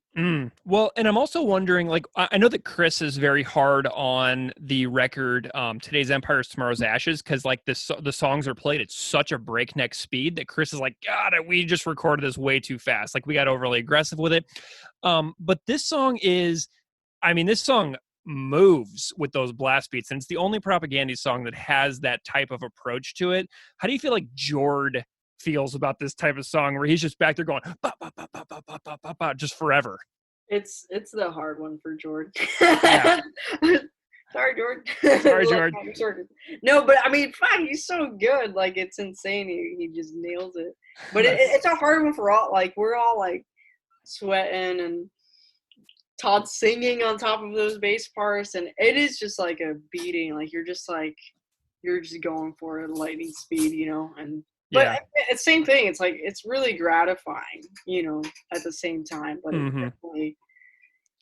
I remember right when this record came out, when I saw the band live a couple times, they couldn't play this song for a while because Todd didn't have a voice for like all of 2009 and 2010, and so they didn't play this song forever. So it's great that it can be played now, even though you guys really have to give it all to make it happen. I think there's only been one show that I haven't played this song. Nice. We play it all the time now. Awesome. Yeah. Like, that's awesome. Do you feel like this is like a big fan favorite? Like this is one people expect to hear now? Yeah, I think so. Like, you know, and what's cool is like, I feel like, and I think it's like appreciated when people are like, when we play songs that maybe people are like, wow, they're playing that. Yeah. Like I know the last tour, well, for one, Tertium actually seemed to have that kind of response. Like there's just like an excitement, you know. Like, I know I would feel that if I watched the band and saw that. For sure. Lotus Gate was another one. Awesome. Playing that one live, yeah. Yes. That's another hard one, actually. Yeah.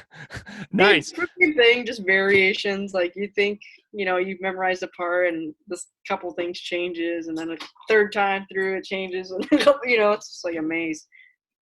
Nice. Well, Sulynn, we are so just grateful for your passion, your appreciation of what we're doing here, talking about Propaganda, individually on the song by song basis.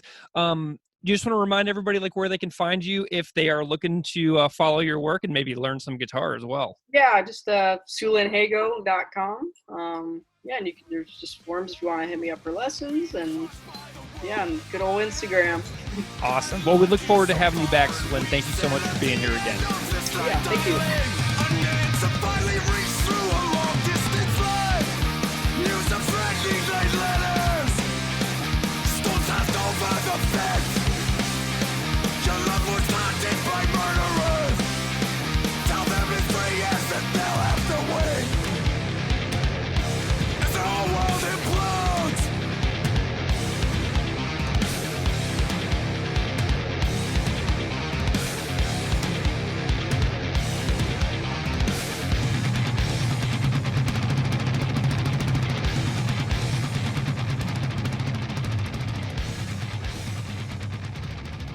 Hey, this is Hoss Bossman, friend of the show. I just wanted to call and say a couple words about Night Letters. It is, I think, the heaviest Propagandy song, objectively, and it's a great song, and probably my favorite Kowalski song, one of my favorite Kowalski songs anyway, and I love the fact that it opens up that record. Which record is it on? My favorite record of theirs, Supporting Cast. I love the fact that it opens up that record, and Mr. Chris Hanna was not, even though he's like the main songwriter and lead singer, he wasn't too precious or arrogant or whatever about starting the album with a Kowalski song. I think that speaks highly of Chris, and among other things, that fact shows that the band is democratic in a way that you would expect and want Propagandy to be. So hell yeah, great song. Love you guys. Keep up the good work. Hoss Bossman, signing out. What's going on, Keith and Greg? This is Jeffrey Owens from Goya calling to let you know how awesome Night Letters is. There are two things I want to note about this song, and one of them is that it's insanely emotional. Every time it hits the harmonies with the I spend sleepless nights and the I see distant lights, I end up crying on those parts, as I did just now when I listened to it. Also, it has one of the sickest riffs of all time when it does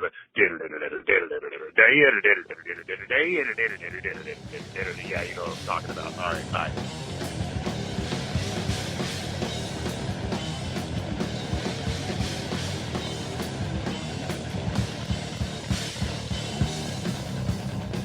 All right. So, Keith, 3 fantastic guests. Thank you so much again to Parker. Thank you to Beave. Thank you to Sulynn.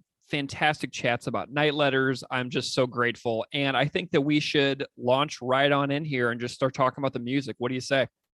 Right. And it begins with that feedback, not as long of an intro, like you mentioned at the beginning with Supporting Cast, both of them having some space tacked on to the very beginning of the track. But this does have this squelching, rising feedback that builds into the song. And, every time I hear that again, I think the song really, the word anticipation just comes to mind. And I hear that. I have the anticipation for the next riff. I hear the next riff. I have the anticipation for what's going to come after that. And there's just like this rise and rise and rise the entire song. Yeah. Well, and if you think about the ending of, so the beginning of Night Letters, the beginning of Supporting Cast, the acoustic intro that the acoustic outro to Funeral Procession that leads into Without Love, the very long intro to Last Will and Testament. This is an album of anticipation. You know what I mean? Like, right. It's constantly got this build throughout the entire record. It's something that they really nail across the entirety of this LP. And I love the feedback intro on this song because you can, especially having just seen it live recently, when Chris turns that volume up on the guitar, you can just feel it coming, and the energy in the room is just so amazing. So they really captured something really cool with that that intro. And something that's really fascinating about this song is that heavy feeling to the guitar. And I was like, I had to know about the guitar tuning on this. And the tuning of this is in drop C. And so Fender's website says that when you tune your guitar to drop C, the lowest note in your guitar's range is 2 whole steps lower than normal. And having this lower range can help you shift your guitar parts lower to better complement a singer or other instrumentalist you might be playing with. So drop C tuning also tends to make playing power chords easier. But this drop C tuning is really interesting to me as a choice because it really does complement Todd's vocal range so much on this one. Todd has such a low singing voice. And I was recently talking to him about his vocals when he was in I Spy and his vocals on Today's Empires, Tomorrow's Ashes. And if you listen to his stuff in the early 2000s or in the 90s, he's very almost like shrieky. He's singing far out of his range, which he talks about on a future interview that we did.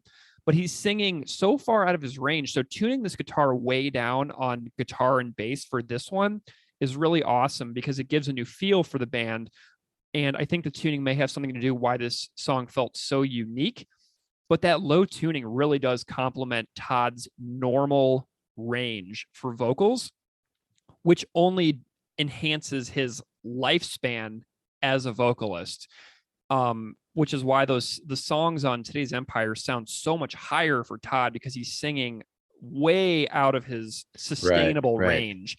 He's doing these bursts in the studio, like and getting through them, but they're unsustainable as far as like for like a full-time touring band. So I love the fact that this one's so low because it complements his natural range. But I was looking at the opening riff on the Sheet Happens book as well. And it never ceases to amaze me how sometimes the riffs that often blow us away are sometimes the simplest.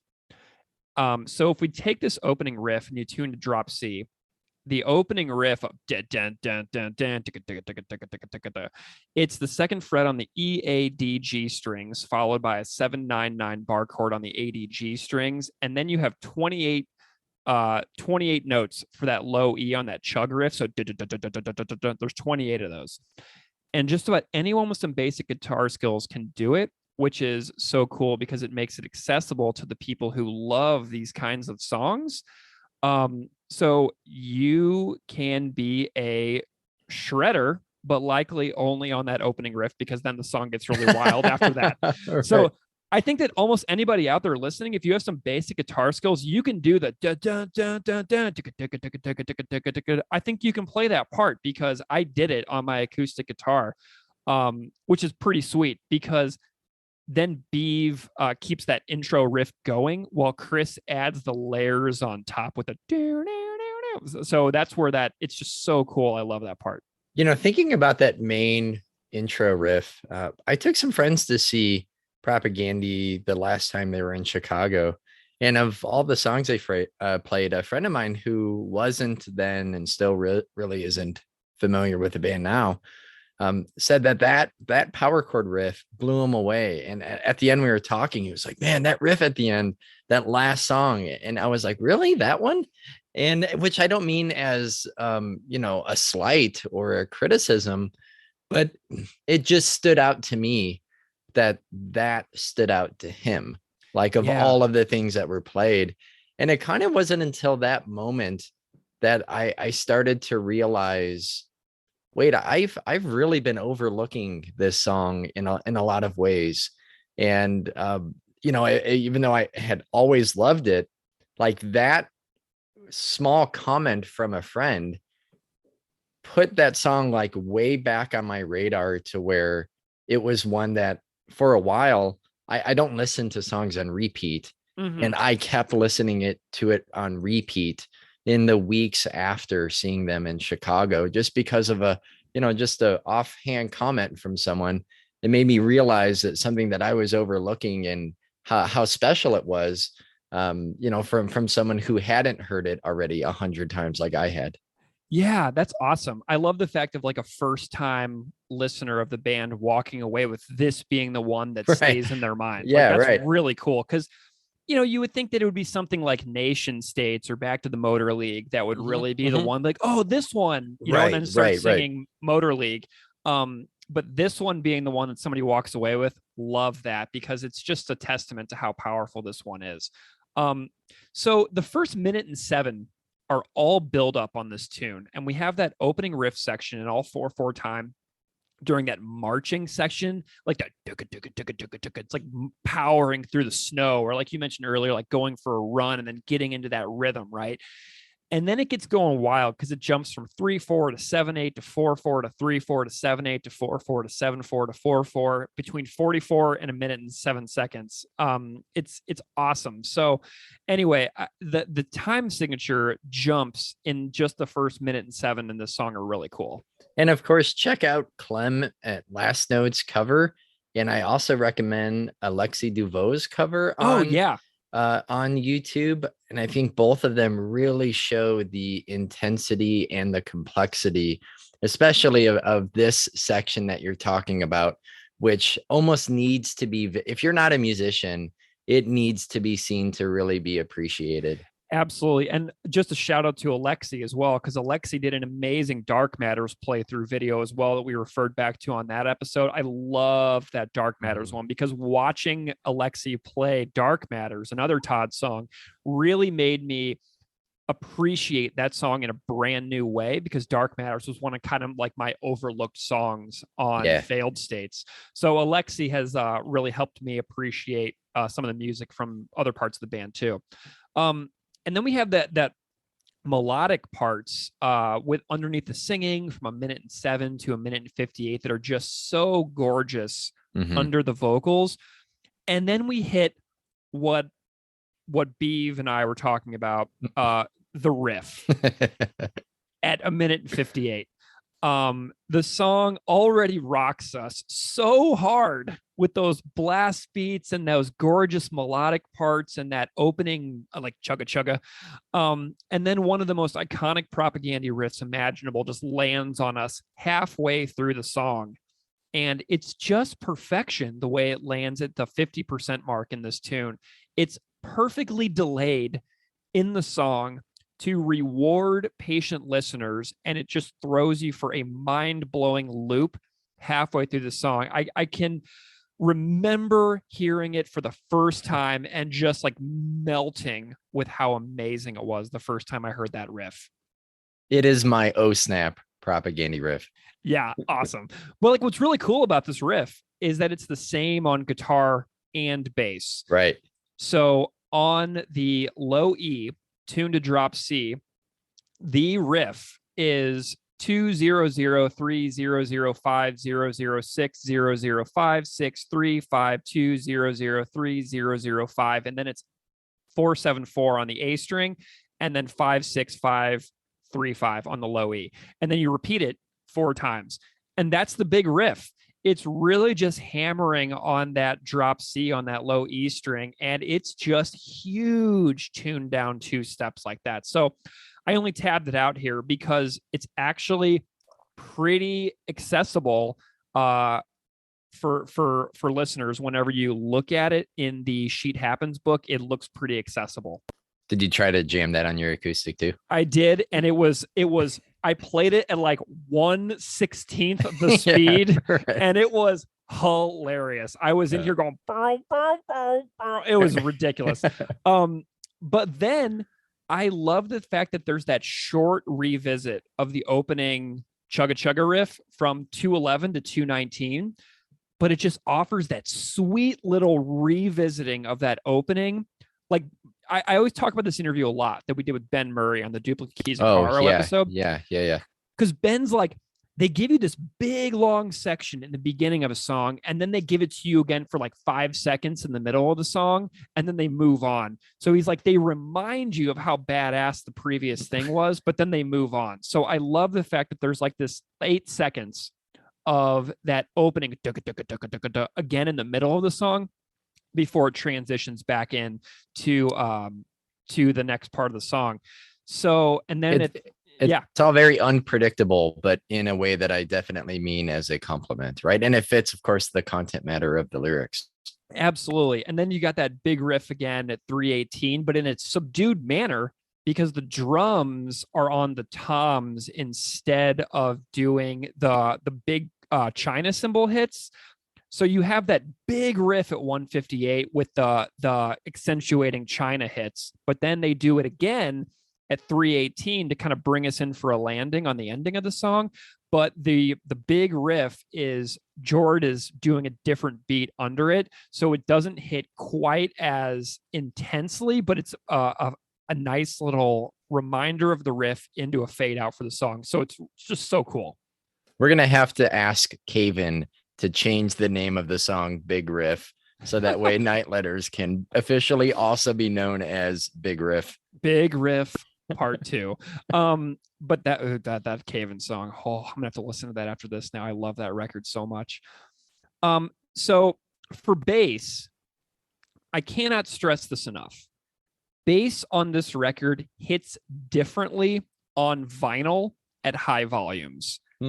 I don't know why, but when I put this record on my home turntable system and I crank that volume up to like 80, like I'm not an analog versus digital snob at all. Yeah, I like music and I listen to music differently at different times for different reasons. But the CD and the streaming versions of this record do not sound like the vinyl to me with regards to bass. If I listen to this album on CD in my car, it does not sound on bass like the vinyl in my living room with my wood floors and my nice turntable system. It doesn't feel the same.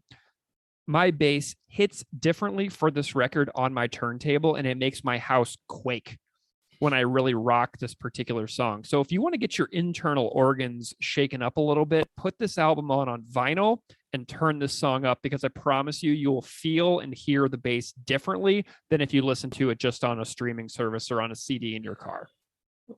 I was thinking about this, how to comment about the bass, Greg, because, I play guitar for fun, and I definitely mean it as like a hobby, and I pick up and I, work my way through the same like 3 or 4 riffs that I might be playing at a time. So I don't know anything about writing music, putting something together on guitar and bass, but the bass performance here to me, I think, is just an incredible distillation of the most important themes present on the guitar. There's the speed, the chaos, the quick fills and hammers, while still adding really unique melodies, all while Todd is simultaneously singing and, if it's live, acting as the band's hype man on stage, physically embodying the music here. So I think it's an incredible vocal performance. It's also a really great bass performance as well. And that Sheet Happens book, I think, if you have trouble picking out on CD some of the bass, that thrown on the vinyl, combing through that will definitely help you appreciate it more. So you want to talk about drums a little bit? No, because I don't understand any of it. Gotcha. Well, I have looked into this a little bit. Okay. So let's chat about this for a second here. I talked to Garrett Miller a little bit Cool. as well for this.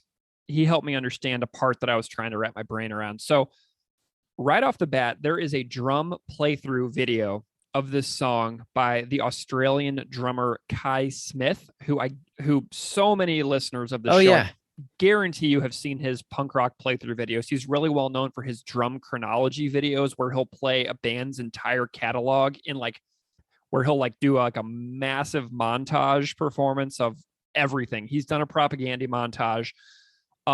But he is also in a band called Local Resident Failure in Australia. And I think that he's filled in a couple of times for friends of the podcast, Frenzel Ram, as well. But anyway, his playthrough video of Night Letters is excellent. So if you're looking for a playthrough video for Night Letters, go watch Kai Smith. And, it's a great performance.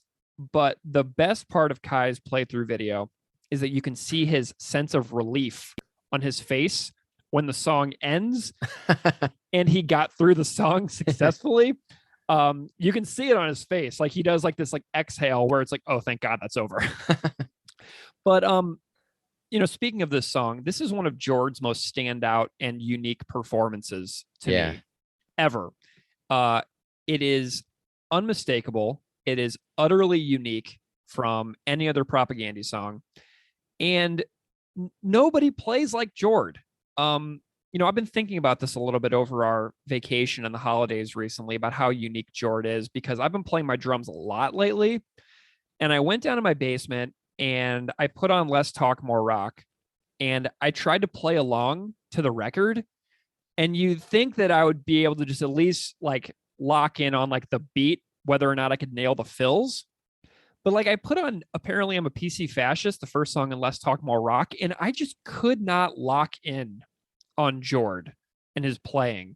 Like I can play punk rock drums, okay? But I just kept losing the beat and like stopping and like listening and then like trying to lock back on. And like I kept losing the beat. And I'm like, I feel like if any other punk drummer who is well known from the 90s was playing Apparently I'm a PC Fascist, I would have been able to lock on to it. But I just couldn't. And to prove to myself that I actually could play drums, I put on The Decline by NoFX and I locked right onto it. Like I was playing that part where the lyrics are, Father, what have I done? And I was just ripping on that NoFX song, but I couldn't play I'm a PC Fascist by Propaganda. Mm-hmm. So Jord to me is super special because I don't really understand him. And I can play like NoFX stuff like all day long, but when it comes to Propaganda stuff, I am just like baffled. So anyway, Night Letters, right. Let's get back on topic here, Greg. So at 27 seconds, Jord does those three little boom, boom, boom, those three tom hits that bring in Chris's melodic guitar overlay over Beave doing that opening riff. Love that because it's so small where he just goes do, do, do, and then Chris goes love that. And then from like 47 seconds to 53 seconds, the fills just rule. And then the blast beats bring to mind those little blasters and bullshit politicians from Today's Empires, Tomorrow's Ashes. Yeah. Those impressed me so much when I heard them in 2001 on Today's Empires, and it impressed me again on Night Letters. I'm easy to impress on drums, but I love how Jord doesn't overuse that. I said earlier how I love how the China cymbal hits accentuate the riff so well on those offbeats. It sounds so cool. And then my favorite part of the drums on this song, though, is from 332 to 346, the outro, where Jord is playing those 4 repeated parts on his floor toms, where he does the 16th notes into sextuplets 4 times. Yeah. And he does that 4 times. It's my favorite part. And Garrett had to explain that to me. I was like, are these quarter notes into 16th notes? And Garrett's like, no. They're 16th notes into sextuplets. So I play drums, but I don't get it. So Garrett Miller, our speculative fiction drum guest, explained that to me. So just a quick shout out to Garrett. If you haven't watched Garrett's drum playthrough videos on YouTube, or his drum commentary videos on YouTube, or heard his discussion about Jord on our speculative fiction episode, please go check that out. Because Garrett was very helpful for me in understanding some of the musicality on the drums behind this particular song. Yeah, great comments, Greg. And, I'll just add that, like I joked, I don't understand much about this song as a whole musically, and especially the drums, but the cymbals, the toms, fills, transitions, and of course the intensity make this a unique Propaganda song, which on its own, of course, is incredibly unique. But it also then makes it a unique Jord performance where the emotion conveyed in the words and also conveyed through the bass and guitar are all just dialed up by what is Jord is doing on the kit. Should we talk about the vocal delivery a little bit? Yeah, especially since you hinted about that already. I think that'd be a good idea. I mean, what can you say about Todd on this song? Like, the performance is amazing. one of my favorite things about this song is that he doesn't sound like he's injuring himself like he sounded on songs like New Homes for Idle Hands or Ordinary People, where, as you'll hear him talk about in a future episode, he often had a tendency, like maybe he was like singing in standard guitar tuning and then like, really blowing himself out to hit the certain ranges. So I love that this song is in a comfortable range. I feel like he found a perfect balance of intensity from those earlier songs like Ordinary People or New Homes for Idle Hands, but he brought his vocal range down a bit and he still sounds heavy as hell without sounding like he's hurting himself, and as much of a fan as I am of heavy vocals, I actually care about the health and well-being of the musicians and artists who make the music that I like. So this song is so heavy, but it's a little more sustainable for Todd. And I really appreciate that about this song. Sustainable is definitely a word to describe it. It's easily one of my favorite vocal performances from Todd. And I think it shows his range. And I just don't mean like pitch, but texture and emotion. There are the hardcore vocals that are just as venomous as his songs on Empires. And I think even more so because there's like some control to it. They're clearly pronounced. The words are audible, and I think they match the music far more. There are also less abrasive vocals with melodic singing, so it's emotionally raw. It's sincere in ways that I just don't find in a whole lot of other bands. Well, not just the vocal and musical performance of this song is amazing, but I think that we should get into some of these lyrics here. What do you think?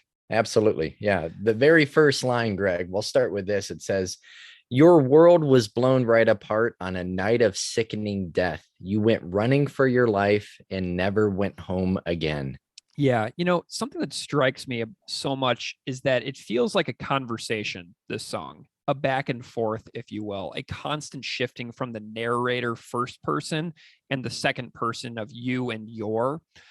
It's like the narrator has intently listened to hear someone's story that they cannot really understand, but seek to hear the story without the need to truly understand, right? So you want to hear it and you want to hear the story, but you're not going to understand, but you still feel this like need to hear it.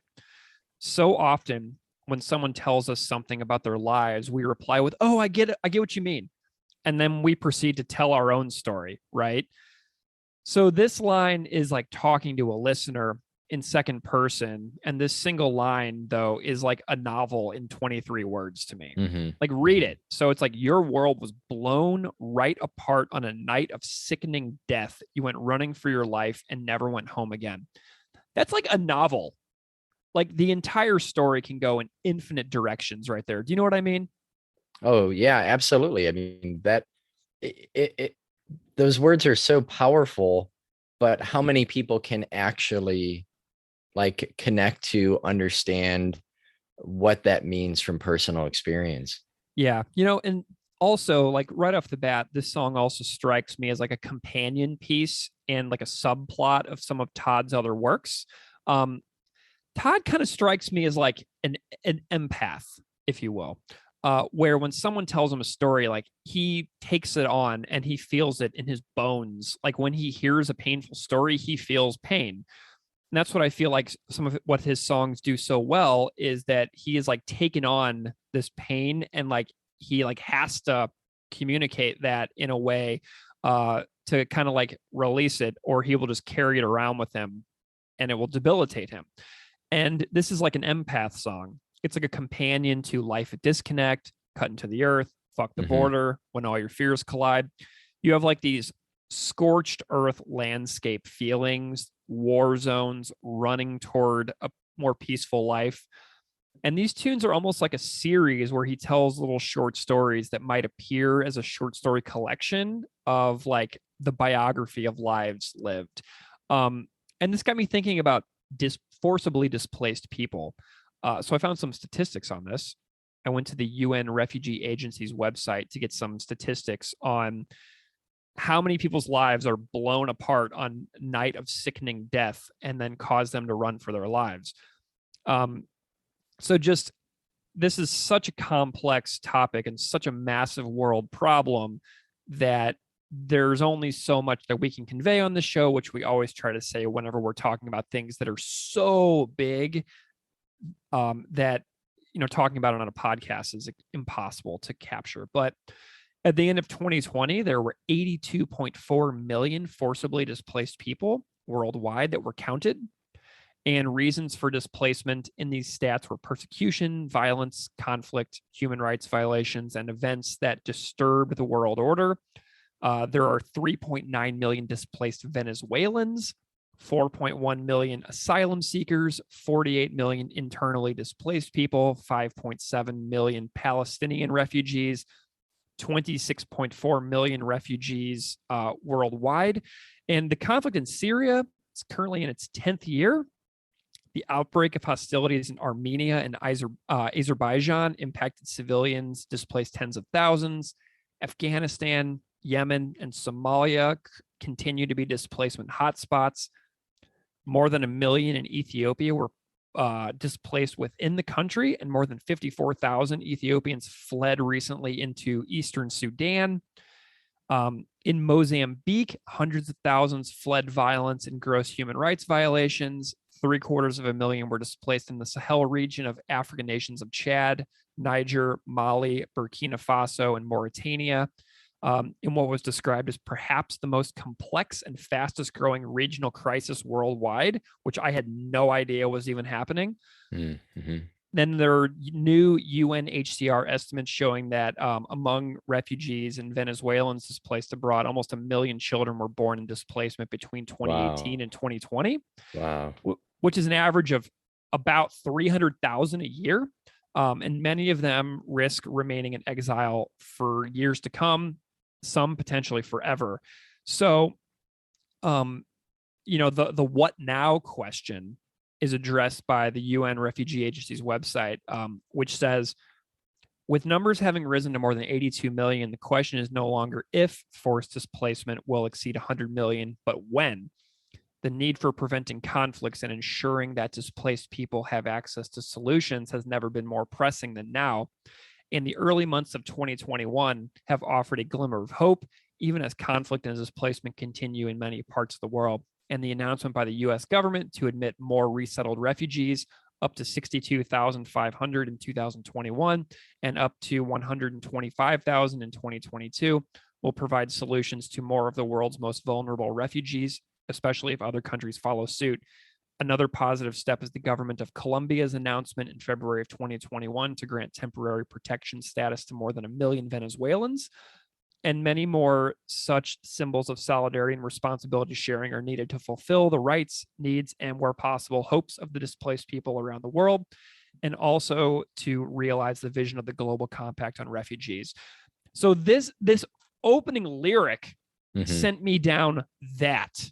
Right. You know what I mean? Like, that's what I say when I was like, this is a novel in 23 words. That is what I found based on just this first opening line alone. I'm going to jump back to what you said, Greg, about perspective, because I do think perspective here is an incredibly effective and powerful device that Todd is using here in his storytelling, in his lyric writing, and his performance.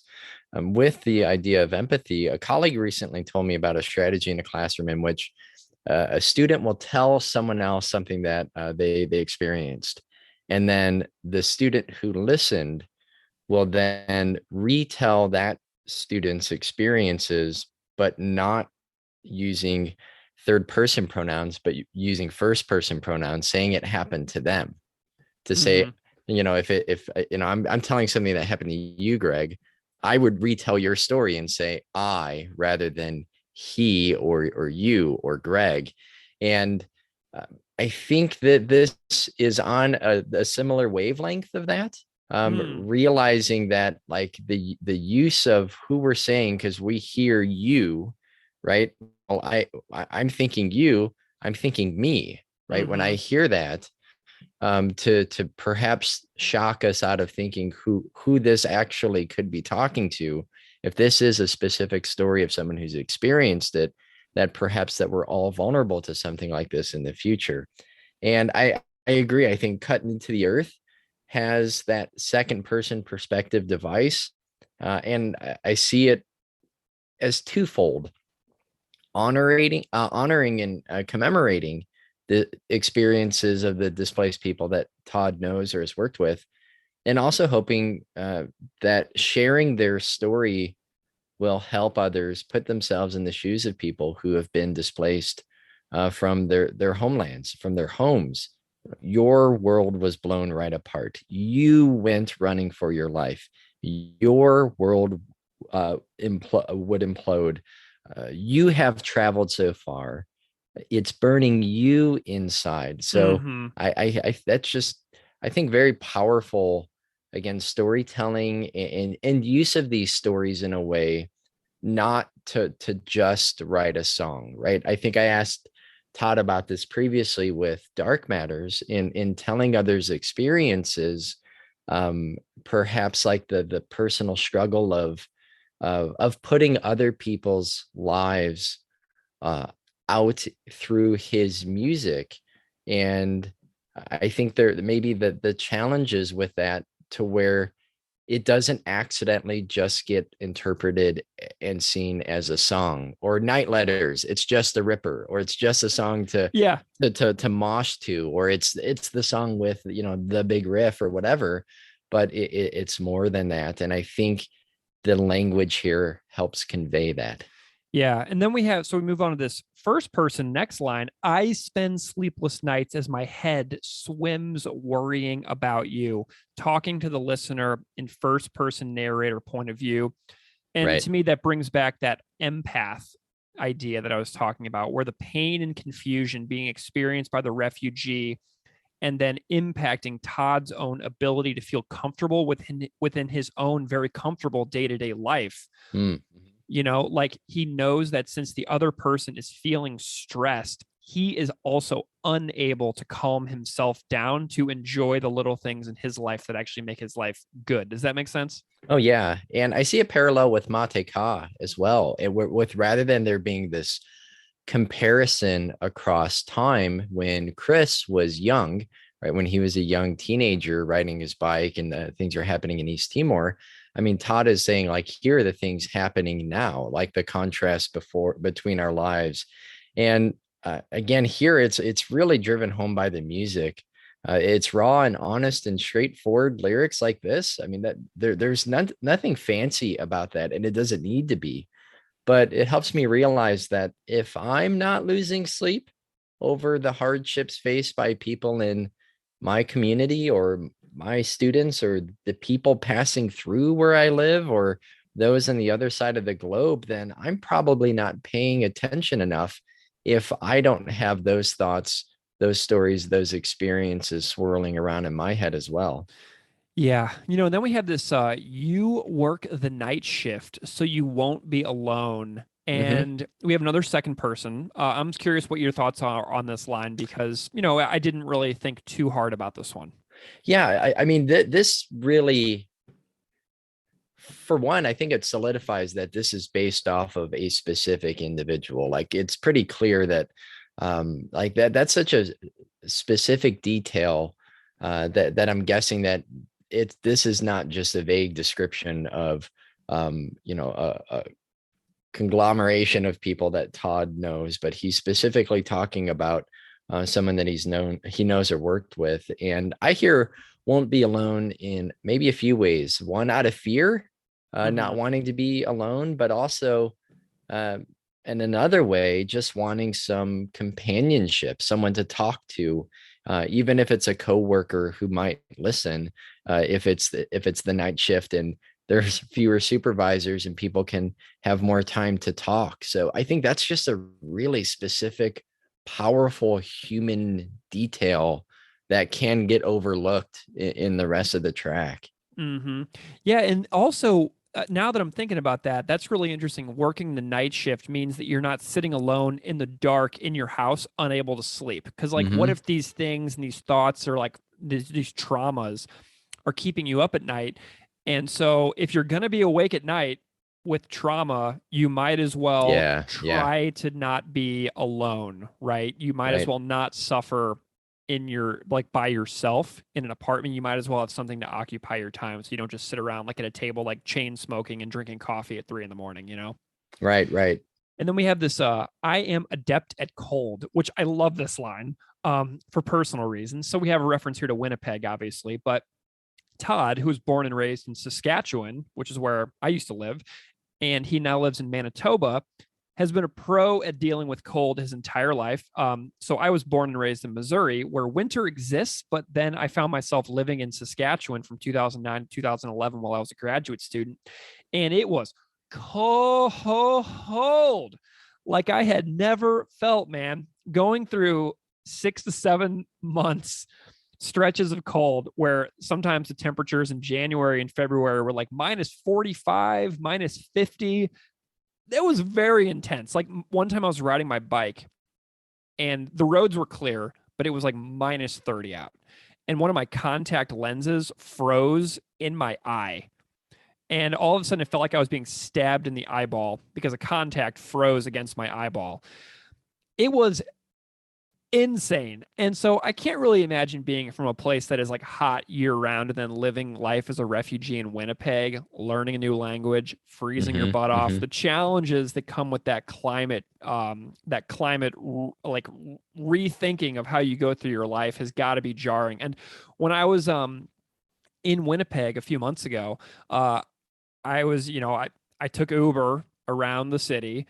And there were a few people that were saying like, yeah, I just moved here. Where'd you move from? They were like, one guy driving me was like, I moved from Bangalore in India. And he was telling me about his life and stuff. And he's like, yeah, I'm really scared about winter. And I was like, I told him, like, you got to get mittens, not gloves, and you got to get wool socks, not cotton. So I was like, giving him my totally basic beginner level ideas on cold in the Canadian prairies. But that was just that line cracked me up because I had that experience as well of going to a place where it's frequently -40.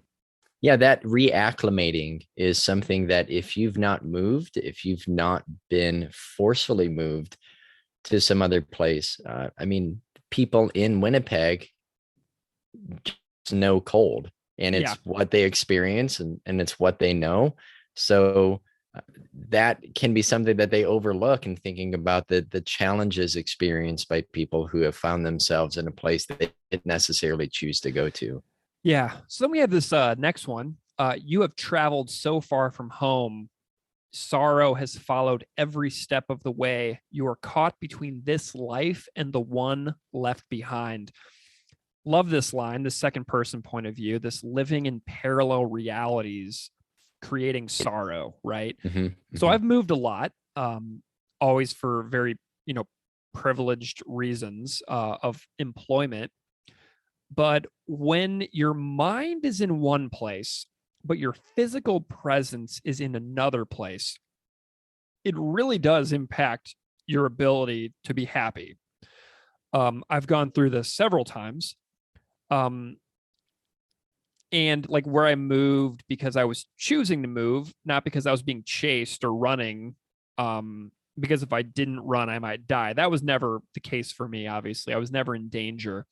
But living somewhere when you wish you were somewhere else is pretty dark. And it's a pretty hard way to live. Like when a person especially lives far from their family and friends, you live that dual existence of wanting to live in your present while also wanting to retain the relationships that were special in your previous place. And then when the relationships in the previous place suffer because of your physical absence, if new relationships in the new place don't emerge to fill that void, it leads to depressive spirals for sure. Yeah, that's a great explanation, Greg. And I think this was probably one of my favorite lines in the entire song. I see this as a lesson, a message to the listener, helping them to understand that there are many reasons why it might be difficult or dangerous for for people to stay in their own countries. You've mentioned some already, families, parents and children fleeing violence and war, hunger, extreme poverty, persecution for a various number of reasons, climate change or natural disasters, or in probably far more likely circumstances, a combination of these things. So if I had to leave my apartment today with my wife and my son, carrying only the necessities for survival, leaving my home, my memories, the protection of the walls and the roof, then there must be something so broken or dangerous about where I live, either the city or the country, that the uncertainty of the elements, the outdoors, and the uncertainty of the kindness of others, gambling, essentially hoping that others would accept us. I'd hope people would welcome me with open arms rather than, accusing gestures or simplified rhetoric. I shared a poem before, and I thought back to this. No one leaves home unless home is the mouth of a shark. So caught between these places for a variety number of reasons, that idea is just very, very powerful. It's profound. Holding on to the memories and the hope for one's homeland while trying to acclimate to a new culture or geography or climate like the cold, under social and political and economic changes. Whether it's a student of mine who was looking at his village on Google Classroom in Yemen, or when I taught ESL classes at my local library, one of the students there was trying to sell toys to fundraise to send money back to Nepal, to his family and friends who had been impacted by the earthquakes in Nepal. So with that, I guess, dual experiences caught between those places, what probably worsens that is the ignorance of the people in the newfound home that aren't even aware of the conditions that are happening right in someone's homeland, that they're oblivious to it, and oblivious or possibly indifferent to the challenges that those people are facing elsewhere. It reminds me of a quote from Between the World and Me. Great book. Not being violent enough could cost me my body. Being too violent could cost me my body. We could not get out. So clearly the context here is pretty different, but I think it also speaks to just a tragic catch-22, that escaping famine, war, and persecution only to find oneself in a nation hostile to immigrants and refugees, like where they're not accepted in either place and therefore can't settle and find comfort in either place. Yeah. That is a great book, by the way. Ta-Nehisi Coates. That's a good one. I've taught that book before, and my students loved it as well. It was very accessible. Then we have this next line. I see it's burning you inside like some exploding sun. Your mind constantly returns to a place that's not so fucking cold, but on fire with war. To me, this line finds the person who now lives safely, catching themselves enjoying their new life. Right? Oh, yeah. That's a great idea. Yeah. If the person runs away from a war zone, finds a new place to live, and has moments of happiness, that conflict of being pulled in two directions, it's like when you find yourself experiencing happiness because of your new peaceful place that you live, like something that might emotionally trigger a memory, and then you feel guilty for enjoying your new life, right? So like you experience like these moments of joy of like meeting a new friend, living in a new place, not feeling like you're in danger all the time. And then you're like, you have these moments of being like, oh, this is really nice. And then it reminds you of where you came from and the people that you left behind that are still living in that. And then how hard it would be to actually like enjoy your new peaceful situation, because it would be like a selfish enjoyment because you're still lacking the people who are behind that are still living in dangerous situations. So like, what if you flee a dangerous place, find yourself living in a new place, have a moment of enjoyment, then something happens in your mind that snaps you into remembering that your entire family is elsewhere, possibly in danger? It would just make it hard to enjoy little moments. That's something that this line brings out of me. But I also like the opposing imagery of the freezing and the fire, which is pretty cool. And then we have the next line. You're starting over from scratch, sending your money home. You're working as hard as you can while life hangs in the air. I see distant lights up ahead, but I'm worrying about you. It's all taking its toll. You can't concentrate. You are being crushed by the world. I have gotten lucky so far. Yeah. I love the acknowledgement of Todd feeling grateful for what he has in life, but I also love his acknowledgement that he has gotten lucky so far. Mm-hmm. Great point. Nothing is certain. Nobody listening to this podcast knows what their lives will be like in 4, 10, 20, or 40 years. Some of us listening or talking here might meet tragic and premature ends. Some of us might have catastrophic accidents that change the course of our lives forever. As unlikely as it may seem, like everything in Todd's life, my life, your life, all of the people listening's lives, our lives might change in a single moment, and then you'll be crushed by the world. You'll have to start over from scratch. You might have to send money to other people. Like, I've read too many articles recently about how much like the American system of voting is in danger due to what will become the endless series of election result challenges and how this might change the trajectory of this country. And if I can be perfectly honest, I have very little hope that the years 2025 to 2030 will be good at all. And I hope I listen back to this in the year 2029 and be like, hey, I was wrong. But it's kind of hard to have a ton of hope in the future right now.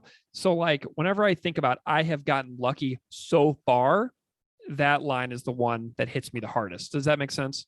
Yeah, for sure. And that's a great acknowledgement, and pointing out here the contrast too. So clearly the contrast between the different lives and lived experiences between Todd and the person or people that he is singing about. Clearly, like, the cold to the climate, a place that's not so cold, but also the contrast in these sort of experiences, and I guess acknowledging that, not to feel guilty, not to say, because I think Americans do this thing where we see something elsewhere and then we're like, well, at least we don't live there, and we don't really and that's it. Like, we see other people's struggles as only fuel for like justifying what we have, rather than looking at someone else's struggles and go, okay, so how do we make sure that doesn't happen, and how can we help those people? It's finding almost comfort in what we have. So if you see those differences, then what can you actually do to maybe bring about some change, or help those individuals who have experienced something different than yourself? Yeah. And then the next line is, we sit at the end of this night dialing. An answer finally reached through a long distance line. News of threatening night letters, stones tossed over the fence, your loved ones taunted by murderers. So, as I said earlier, you found some great sources on the topic of night letters, which we haven't really gone into yet, besides defining it at the very beginning of the episode. But the Immigration and Refugee Board of Canada article I found to be really helpful because of the multi-part organization of the text. This is kind of dense stuff. So I'm wondering if you kind of do you want to alternate these with me so we can kind of go through this together and chat about it if we have any thoughts on it? Yes. Okay, cool. So the first thing we have is the Immigration and Refugee Board of Canada talks about the multi-part purpose and execution and strategies involving night letters. So the first part is the purpose and prevalence. So they report that the intention is basically to spread fear. And the use of night letters in Afghanistan is extremely widespread, especially by the Taliban. And it also reports that the primary method of Taliban communication to rural populations in Afghanistan is night letters, as well as in urban areas to express the group's desires and demands. A professor who provided information for the article also indicated that night letters often threaten violence or death if demands are not met, and may also advise, quote unquote, advise the audience, which can include districts, villages, or communities about forthcoming attacks or about expectations of conduct and behavior. So that's the purpose and the prevalence of night letters. Right. And although the Taliban are specifically known for deploying this form of threat and intimidation, other insurgent groups have used them as well. And the primary target audience for the Taliban night letters is the local population, specifically the population in Pashtun-dominated provinces of southern and eastern Afghanistan, regions that have traditionally been the support base of the Taliban. So targets of night letters are generally specific individuals believed by the Taliban to be transgressing Taliban rules or instructions, or more generally to local community groups such as a small village. So the professor explains that targets include people that could be perceived as low-level targets, such as officials, women, teachers, junior employers, working with international organizations, among others. And sources report that targets of night letters also include the following: Afghan government employees, including police, security personnel, and people perceived by the Taliban to be spies, people working for international forces and embassies, religious and intellectual scholars, such as Islamic scholars that do not adopt to Taliban religious interpretations, human rights activists, defenders and educators and students, individuals working for national and international demining organizations or non-government organizations, tribal elders, political parties, religious personalities, businessmen who might be, this might be done for ransom, women who work outside the home, including those working as teachers, as for the government or in civil society. And in March of 2014, presidential and provincial elections, Taliban night letters were also aimed at voters. So these can look different ways as well. So night letters are generally short, one-page letters or notes that are hand delivered, and it could be argued that each one is basically like a specific and distinct type. And letters are, quote, very often handwritten and for particular individuals or communities with particular instructions. Night letters are sometimes also used on the Taliban's official letterhead, but mostly they are written on pieces of paper that are stamped and have the sender's name and signature, and they're typically handwritten, and in some rare cases, they are printed. Sources also explain that letters are often written in Pashto or Dari languages. So a little bit of extra history that I found during about night letters is from a different source that you mentioned. And I was reading a little bit as well about the Soviet invasion of Afghanistan, which lasted from 1979 to 1989, where night letters during that war were political posters that Afghan women concealed inside burqas to hang up at night that would encourage the people to resist the Soviet occupation, which was incredibly fascinating because now the purpose of the target of night letters got shifted. Before it was to promote resistance against the Soviet invasion. And then the target of these night letters shifted to Afghan people themselves later on. And the missions of the Afghan women who were like almost like part of the resistance were very dangerous, but women were used for those propaganda missions because they were allowed to walk the streets at night during the Soviet occupation of Afghanistan. So the Mujahideen was an insurgent group that successfully fought off a 10-year Soviet invasion, which had a lot of negative impacts on the Soviet Union. And it was often referred to as Soviet Union's Vietnam because it was so costly, time intensive, and did not yield any actual benefits. But the war produced millions of refugees, and many came back after the Soviet-Afghan War after having been in other places. But apparently they were excited to help rebuild the country, only to have the Mujahideen opposition who began to send night letters aimed at the women of Afghanistan. So women of Afghanistan were delivering night letters to Afghan people to resist the Soviet occupation. And then later on, the night letters wound up being a strategy used by the Mujahideen against those exact women.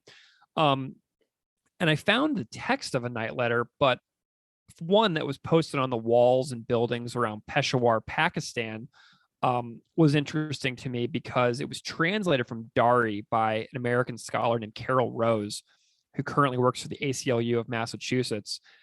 And the night letter in question was aimed at Afghan refugees who fled from Afghanistan during the Soviet War. And here's the text of an actual night letter posted in Pakistan to Afghan refugees who had fled the Soviet War.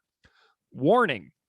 This is to inform all Muslim refugees who have left their homeland to safeguard their pride and protection of their honor. It is evident that the moral and Islamic principles and conditions are being deteriorated day by day, and unconfident conditions prevail here. The Afghan girls and women wander in streets and around the foreign agencies. They have some sort of affinities and relationships with Jewish atheists and other infidels. Since Islam vigorously condemns such affinities, it recognizes the perpetrators as culprits and infidels. These kinds of relationships create immorality and prostitution, which lead to adversity and misfortune. In order to prevent such evil and unbearable acts, the Afghan nation is, for the first time, warned to immediately stop these indecent acts. If they are repeated, the responsible authorities will be obliged to proceed in accordance with the principles and provisions of Islamic Sharia, and the Mujahideen will launch a comprehensive action in this regard. The following terms are announced for all refugees. 1. No Afghan girl or lady is henceforth allowed to work with non-Muslim foreign agencies and wander around. 2. The parents, brothers, uncles, and other close relatives are directly responsible for their families. If such acts are repeated, misfortune and severe punishment will be extended to them. This comes from an article called Night Letters, written by Carol Rose, the executive director of ACLU Massachusetts and former writing fellow for the Institute of Current World Affairs. So I just thought that was really interesting, finding the appearance of letters, finding what languages they're typically written in, and then finding the example of an actual text aimed at some people who had done what this song talks about, fled for their lives to a different place where they might achieve peace, and then were not very welcomed when they got there. Yeah, and that gendered twist about the use of night letters and how it switched from Afghan women to later targeting them, that was something that really surprised me. And a detail I found when looking at night letters used in Iraq for our Rattan Kane episode, and something I had just earmarked to come back to. So to jump back, the delivery of the letters, most were delivered by hand and distributed at night, at which time they might be nailed to a door, wall, tree, or pushed under a door, or left on the street. And it was noted that only a few would be given out at any one time. And whether a person reported a night letter to police depends on individual circumstances, but that there is frequently little confidence in police ability or even interest in investigating and dealing with these sort of threats. And, what happens when you get these, right? These letters, the consequences. So the article goes into the consequences of receiving a letter and what those results may entail. So according to the Minority Rights Group International, night letters are followed up with real violence and in some cases murder, forcing recipients such as women working in politics or the public sphere to leave their employment or face risks to their family's safety. And similarly, the article also explains that threats and night letters are taken seriously by targets, and the consequences for ignoring letters includes death. The Danish Immigration Service reported that according to information gathered from several sources in Kabul in 2012, the consequences for ignoring threat letters include killing or physical elimination, kidnappings or abduction for ransom, hijackings, assault or physical beatings, and torture, etc. And then the Danish Immigration Service also reports that there were different levels of intimidation, and in some cases, killings might occur, while in others, the assault is limited to beatings, or sometimes nothing happens. But that seems like a pretty sketchy risk to take.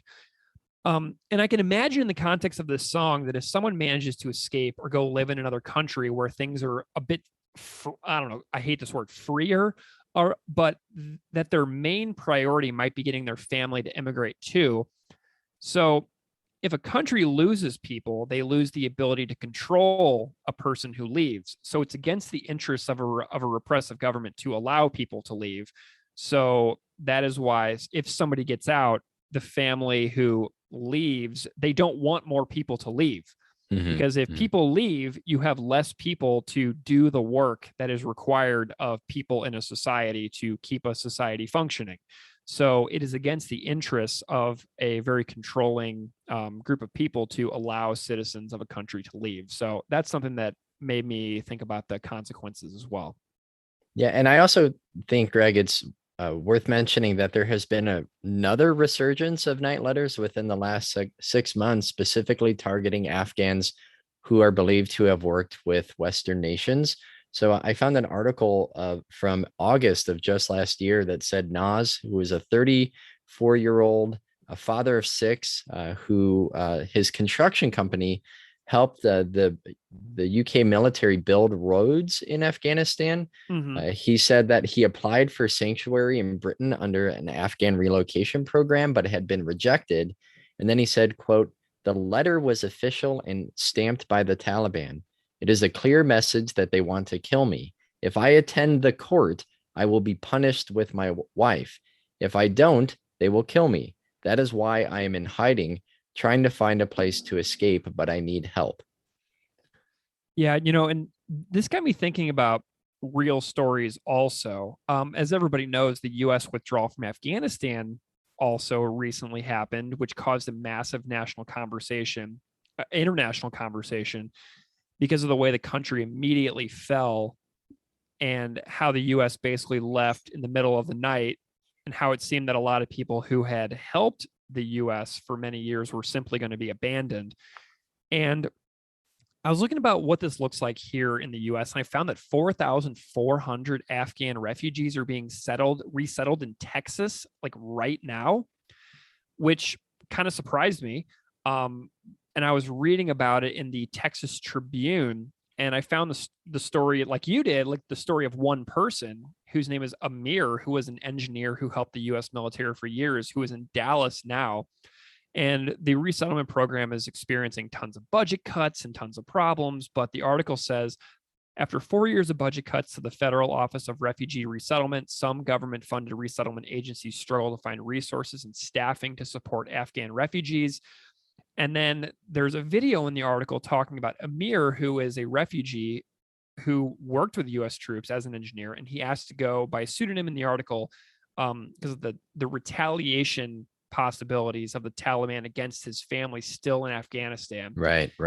And he's worrying about his brother in Afghanistan as he navigates his own challenges adjusting to life in Dallas. So it's like the brother in Afghanistan is getting the stones tossed over the fence, and the Amir in Dallas, his mind is constantly returning, right?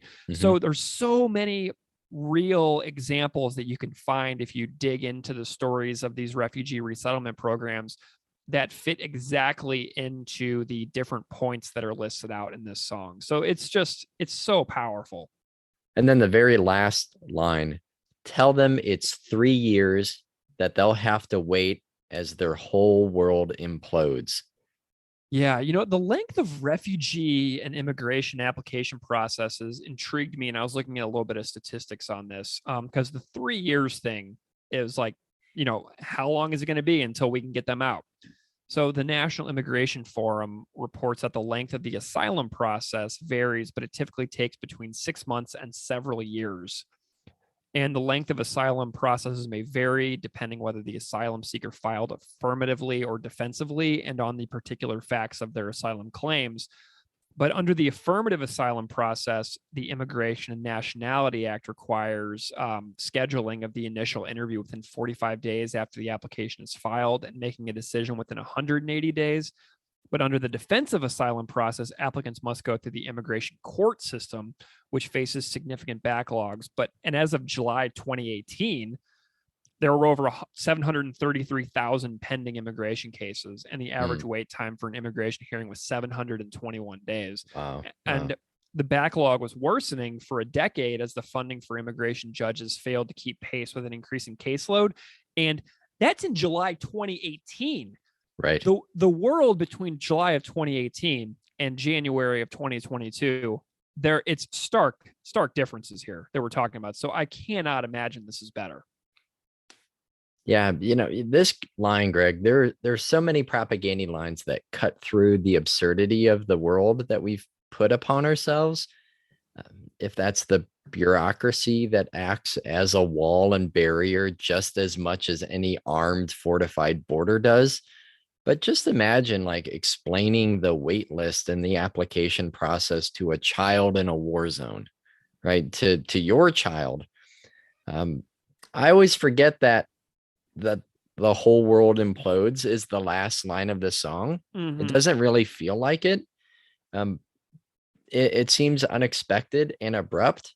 And I really think that adds to the message and the purpose and the overall themes. It just kind of seems to the lyrics just come to a stop there in an unexpected way. Yeah, and it doesn't end with a note of hope in any way. So many times you and I have discovered that there's like a call for a better world at the end of some of these songs. And this one doesn't have that, which, that's an interesting contrast to some of the other ones that we've talked about. Okay. Well, those are the lyrics. Did you find anything good on YouTube for comments? Yeah, I actually found a number. One said, "This is one of the most heart-wrenching and sad songs I've ever heard a punk band play. Unfortunately, it's true. So many families are forced to move as refugees, and all too often someone will be left behind. Horrible." When he sings the bit "as the whole world implodes," I get goosebumps every time. So powerful and moving. Yeah, another said, "Next to propaganda, everything feels so mundane." I found that comment too. That's a good one. I watched a couple of live performances of this one as well, and someone wrote "Jord hammering down back there," which I thought was funny. All right, I got two more. One is this says, "This song makes me want to cry. My family found refuge in Canada right after I was born in Iran during the war with Iraq. My brother was almost 14 and could have been drafted into that war. My parents left their house and everything behind. Many more are not so lucky. They can't bring their entire family with them. Adapting is hard, but war is worse. This song makes me feel better about it, though, because it shows that even though some may not have lived through it, they still care." And then the last one is maybe just an easier response to end with. "I stand not by my country, but by the people of the whole fucking world." Ooh, that's a nice little precursor to a very soon to come future episode. But that comment that you read about the person resettling from Iran, that's an amazing comment. Yeah. All right. Well, some lessons like that this song had me thinking about is the song illuminates how good my life is, even when it's not going great. There is no amount of planning a person can do in their life that the world won't throw back against you. And to me, the "gotten lucky so far" sentiment is crucial in this song. I think about that line a ton. I've gotten lucky so far. when I hear people in my life talk about immigrants or refugees with like an air of derision, scorn, condescension, any form of negativity, I think about this song. And we know nothing about the lives of other people unless we ask, which Todd clearly did ask to get the story behind this song.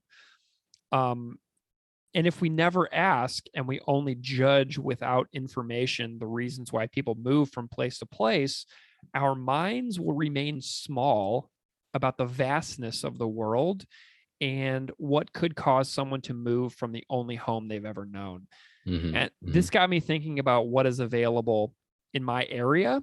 And I've spent the morning looking at the services of the International Institute of Buffalo and wondering if there's anything I can do to actually do something as opposed to doing nothing. So that's kind of what I'm walking away from with this song. Yeah.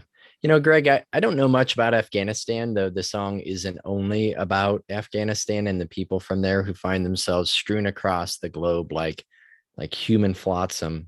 It's about the great causes of conflicts that displace people wherever they're from, the struggles that those humans face to get themselves and their families out of harm's way, the struggles of those who are left behind.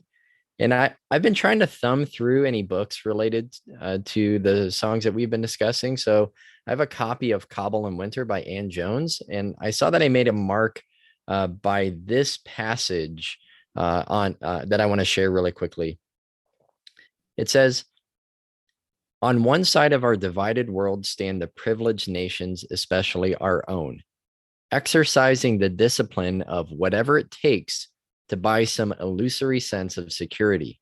And the other, the miserable little failed states that serve as battlefields for our proxy wars, their patriots, our puppet soldiers, their civilians, our collateral damage, their societies, the rubble through which our democracy marches ever onward to the open market." Barnett Rubin says it well. The developed country does not, as Marx thought, show the backward country its future. The fragmenting countries show the integrating ones the dark side of their common present. The violence and decay of Afghanistan is the reflection of the violence that created and maintains our security. So putting myself in there and realizing it's not something just separate and isolated, that displaced people are not a burden, they're not some anomaly, they are a result, a byproduct of our domestic and international failings. So to zoom in, to make this maybe a little bit more practical, I guess, Carlos Fuentes said, "Recognize yourself in he and she who are not like you and me." You don't have to know what it is like to be a refugee to empathize with a person who's displaced from their homeland. Amnesty International has some great resources and tips regarding asylum seekers and refugees. One thing I found said, each human being has more than one identity. Refugee, migrant, and asylum seeker are only temporary terms. They do not reflect the whole identity of women, children, and men who have left their homes behind to start a new life in a new country. When we use these labels, we need to remember that out of the many ways in which people describe themselves, these terms only refer to one experience, that of leaving their countries. But the identities of these people are made up of so many other things.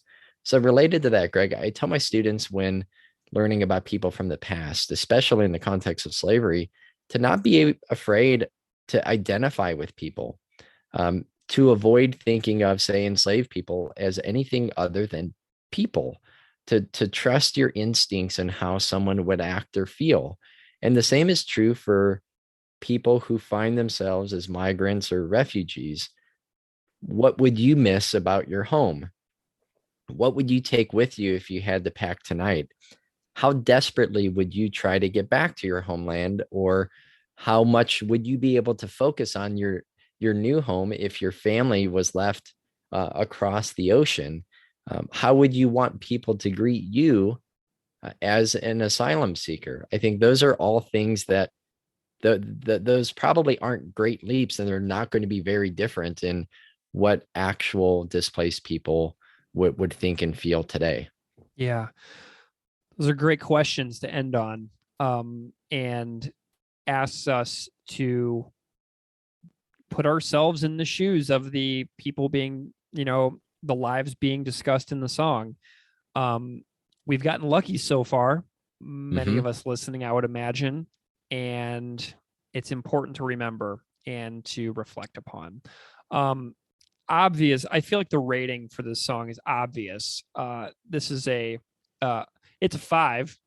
It's a perfect song for me. I would give this one a 5,000 out of 5, possibly.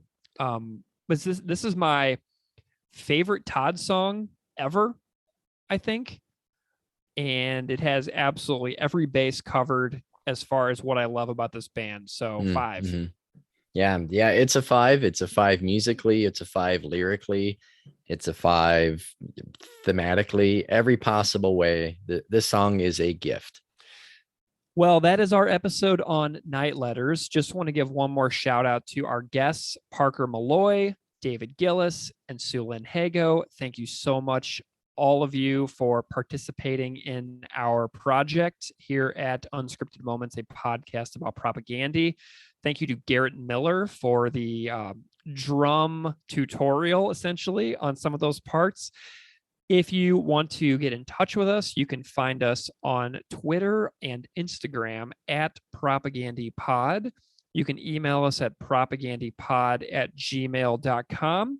And I'll go ahead and sign us off here this episode with Propaganda playing Night Letters live on July 9th, 2013 in Paris, France.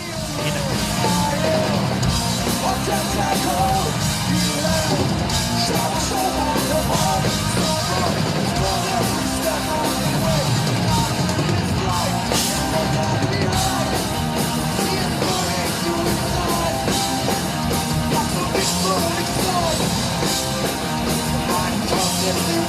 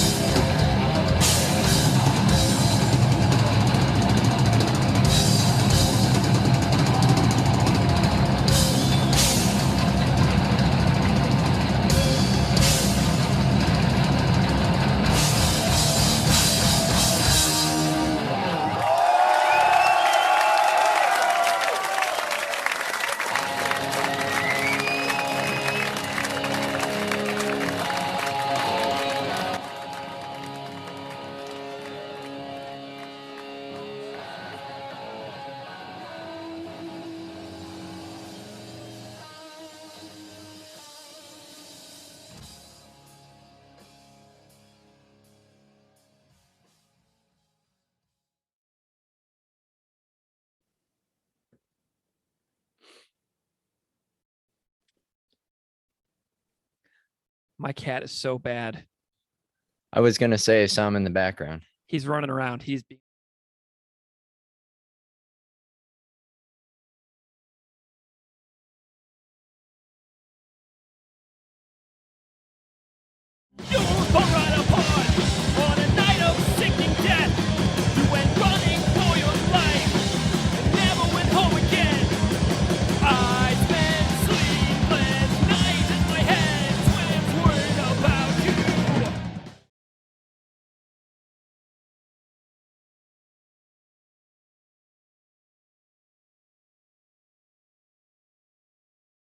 Hi, baby Chrissy. Oh, you're sweet, boo boo.